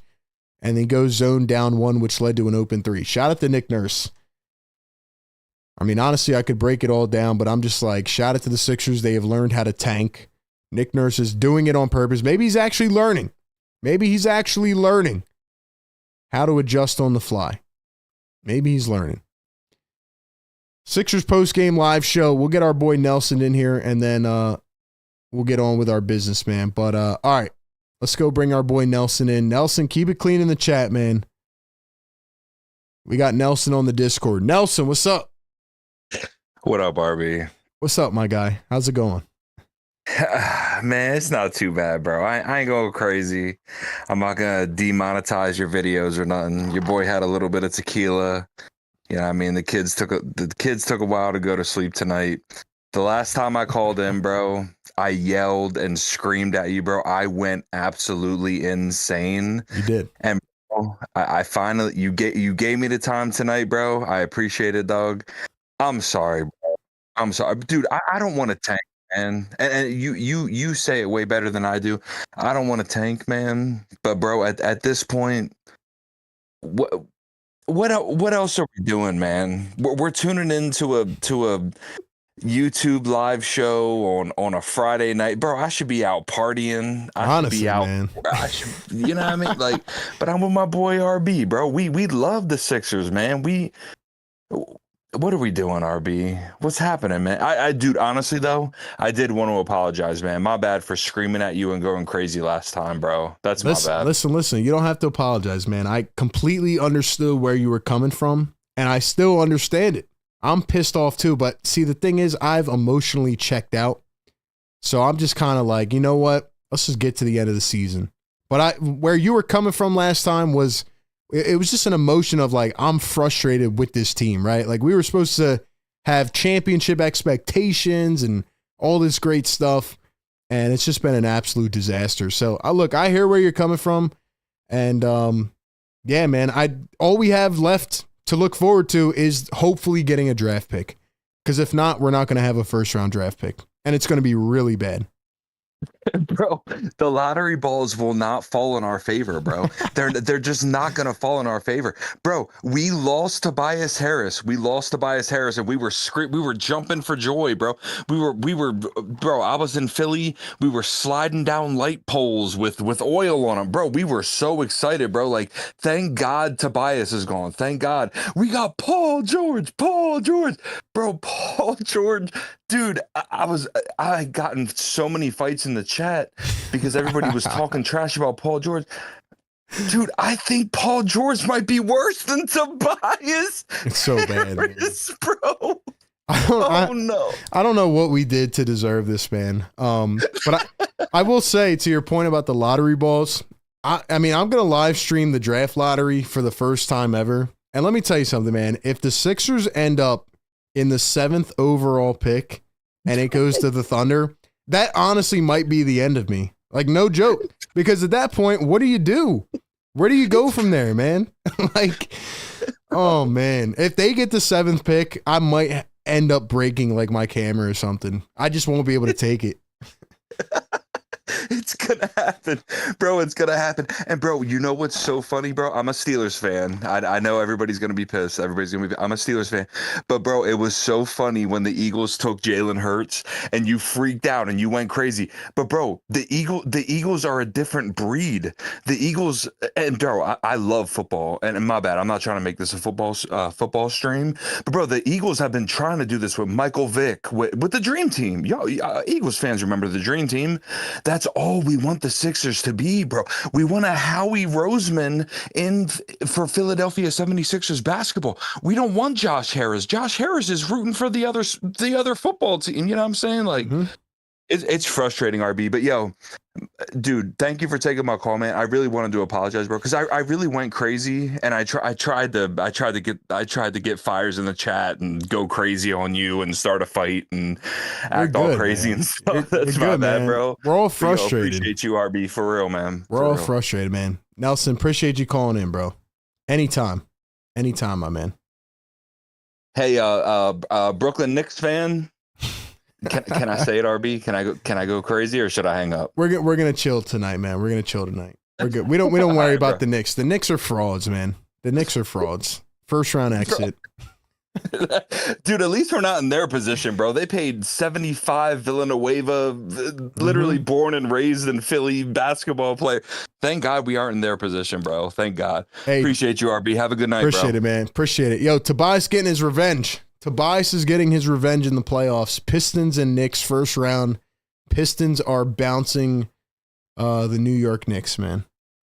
Pistons are bouncing the New York Knicks. I can't wait for it. Michael says I bought a lot of Sixers merch. Yeah, that's why I got to buy the Philly Take merch, man. I wouldn't give $1 to the Sixers right now with how they lied to us all season. We got a couple more callers in the Discord, man. It's just turned into a call-in show. All right, we'll take a couple more. Rapid fire. Cool J on the Discord. Cool J, what's up, man? Yo, RB. What's up, Cool J? I mean, you said it correctly. Like, it looks like the schedule is going to all go down to the wire. Like, you have the Nets who know how to, who already know you already stink. And we have to get the Raptors who also know how to tank as well. So it's just going to be And like when we face just the Pelicans and the Wizards, it's just gonna probably be going down to like either a 3-point or a 6-point deficit because these teams know how to tank, and the Sixers are gonna need to like try and out tank them as much as they can because like it's all gonna be one heated battle. It's make or break, man. Next 5 games are make or break. Simple as that. You have to lose every game. That's how I look at it. Yeah, and I was shocked when they saw the Heat start to climb up the tank roster, and it's like that's the Jimmy effect. Keep an eye out. That's the Jimmy Butler effect, man. For our pick as well. Yeah, that's the Jimmy effect right there. Heat are missing Jimmy for sure. But yeah, I'll just say, like, if the Sixers go through this whole thing and then they win the next couple games and then, don't even finish in the top 6 worst teams, I mean, what's the point? What's the point, man? They have to keep tanking.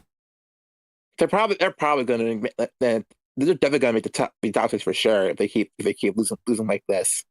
And I could say, like I said before, like it may not be number 1. They were going to get. It's probably either 2 or 3, but I don't really care as long as we get somebody good. That's all that matters. I hope so, man. We need somebody. Cool J, appreciate you calling in, man. Of course, RB, thanks for having me in. Thank you, man. Appreciate you always calling in. We have a $10 super chat from my guy Riaz. Riaz, thanks a lot, brother. Appreciate it. RB, what do you say to the people who claim tanking and losing just builds a losing culture? I'm getting this argument a lot. We made the playoffs 7 years in a row. I think it's a weak argument. No, I agree 100%. Riaz, I'm dealing with those people every single day. And I guess the way I would answer it is, number 1, the Sixers tanked in 2014. Then the Thunder tanked a couple years after. All right, let's keep this straight. The Thunder tanked. They did exactly what the Sixers did, but they did it even better.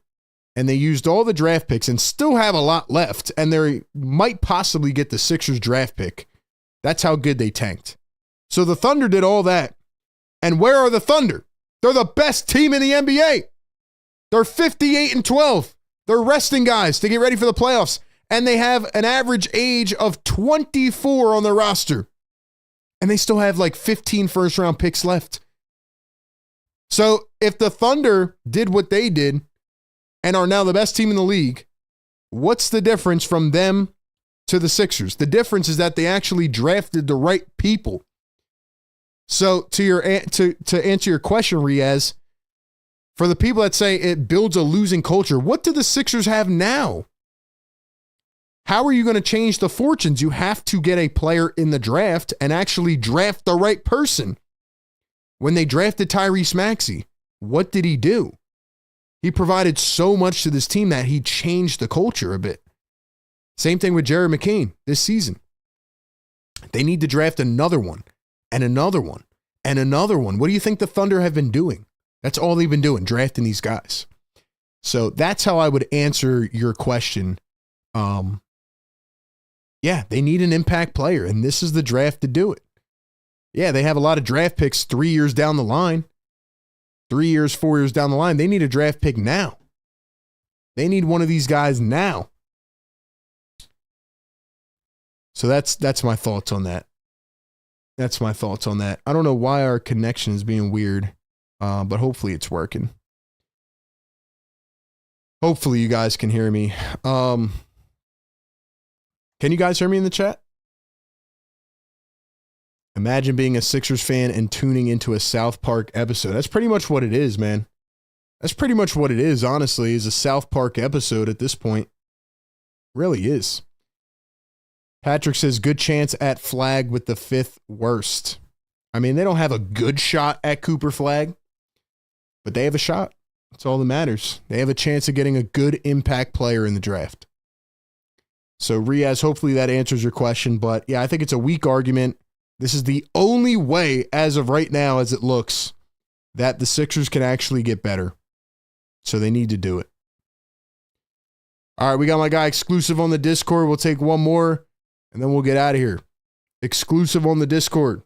What's up? Hey, RB, can you hear me? Got you loud and clear, man. What's up? What's up, man? I just came on to say what's up. I don't want to take too much of your time. But I think the only thing I'll say is, it's. I think I said it a while ago. I think as long as we execute what we're trying to do, which is it looks like we're trying to do at this point. I'm cool with that, right? Yeah. I mean, hopefully we can. It's not really in our. I'm not going to say in our favor, but it's it's not a definite thing for sure. But I mean, they're trying. They're trying. And that's all we could do, right? I'm hoping that whatever the position is we finish with, obviously, hopefully it's above top 6. And who knows? I mean, anything can happen. I'm just hoping that we put ourselves in a position to really benefit from what's going on right now. And let me say this: like, if they don't get a top 6 pick and they don't get a first round pick, then what do? Do they run it back next year? Are they really going to try to sell this fan base on another year of this? I don't think they can at this point. Yeah, that's a good question. I mean, like, I don't know. I mean, I guess from a managerial standpoint, you hear that. I don't know. I've ever since we started kind of into this mode here, it's been hard to keep up as much. But yeah, I guess like it would be interesting to see like what happens with Paul George. What happens with leadership. I know we had like a span there for like a week where all this stuff was coming out about the GM and everything like that. Mm-hmm. So, I think maybe if you don't get this top 6, I think it comes down to just how you deal with the contracts that you have now, right? Do you actually go out and deal Paul George? Is that something that's actually realistic, right? If not, right, where is that that cap space coming from? I guess it will come down to really what we decide to do from a I guess a managerial standpoint at that point, but. I feel like even with that, you're gonna have like some tough decisions to make. Yeah, there will be no cap space if they can't move one of those contracts because, like I said, that's the strategy they decided to go with. Paying the 3 big stars. It's kind of like how the Phoenix Suns are in a tizzy right now. Like there's just no flexibility. So yeah, I think they would have to move one of those contracts. Or if you still are of the mindset that they can win with this core, then they do try to run it back and add some additional pieces. But I just think that the window has passed. I feel like nowadays you get like 3 good opportunities if you're lucky. And I feel like the Sixers had those chances. And I just don't feel like they capitalized, obviously. But, it just feels like we're heading in the other direction. And I think what still concerns me is that we don't know if Joel Embiid is going to get surgery or not. Like, they haven't even said anything. They told us they were going to give us an update a week ago, and we still don't even know. So is he going to be ready for next season? There's just a lot to it. It's a really sad situation. Yeah, everything kind of fell in a way that you really wouldn't expect, obviously. And, it's also an extremely unfortunate way as well. Usually you might have one, building block kind of fall and, you're able to at least sustain some of the stuff around it. But, like, it seems like everything is kind of falling down with us right now. So, hopefully, after this season, we can start taking steps. Me, I'm always trying to be positive, but yeah. Hopefully start making steps in the right direction, and maybe the draft picks, is the first step. So all right, man. Well, we'll ride with that positivity. As always, man, thanks for calling in. Appreciate it. Hey, thanks for having me. All right, man. Thank you. Shout out to the callers, man. The fact that you guys are still chiming in at this point in the season is incredible, man. I appreciate it. But that's all we got tonight. It's the Tankathon, and the Sixers are right at the top. Sixers post-game live all season long. Philly take with RB. We got you covered, man. We're going to take you all the way down to the end of the year.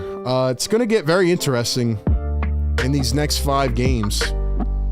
We'll be here breaking it down. I hate to root for my team to lose, but this is the only way. So we'll see if they can accomplish that. Appreciate y'all for coming through, man. Hit the like button. Subscribe to the channel. See you all on Sunday evening. Have a great weekend. Catch y'all then, man. Peace.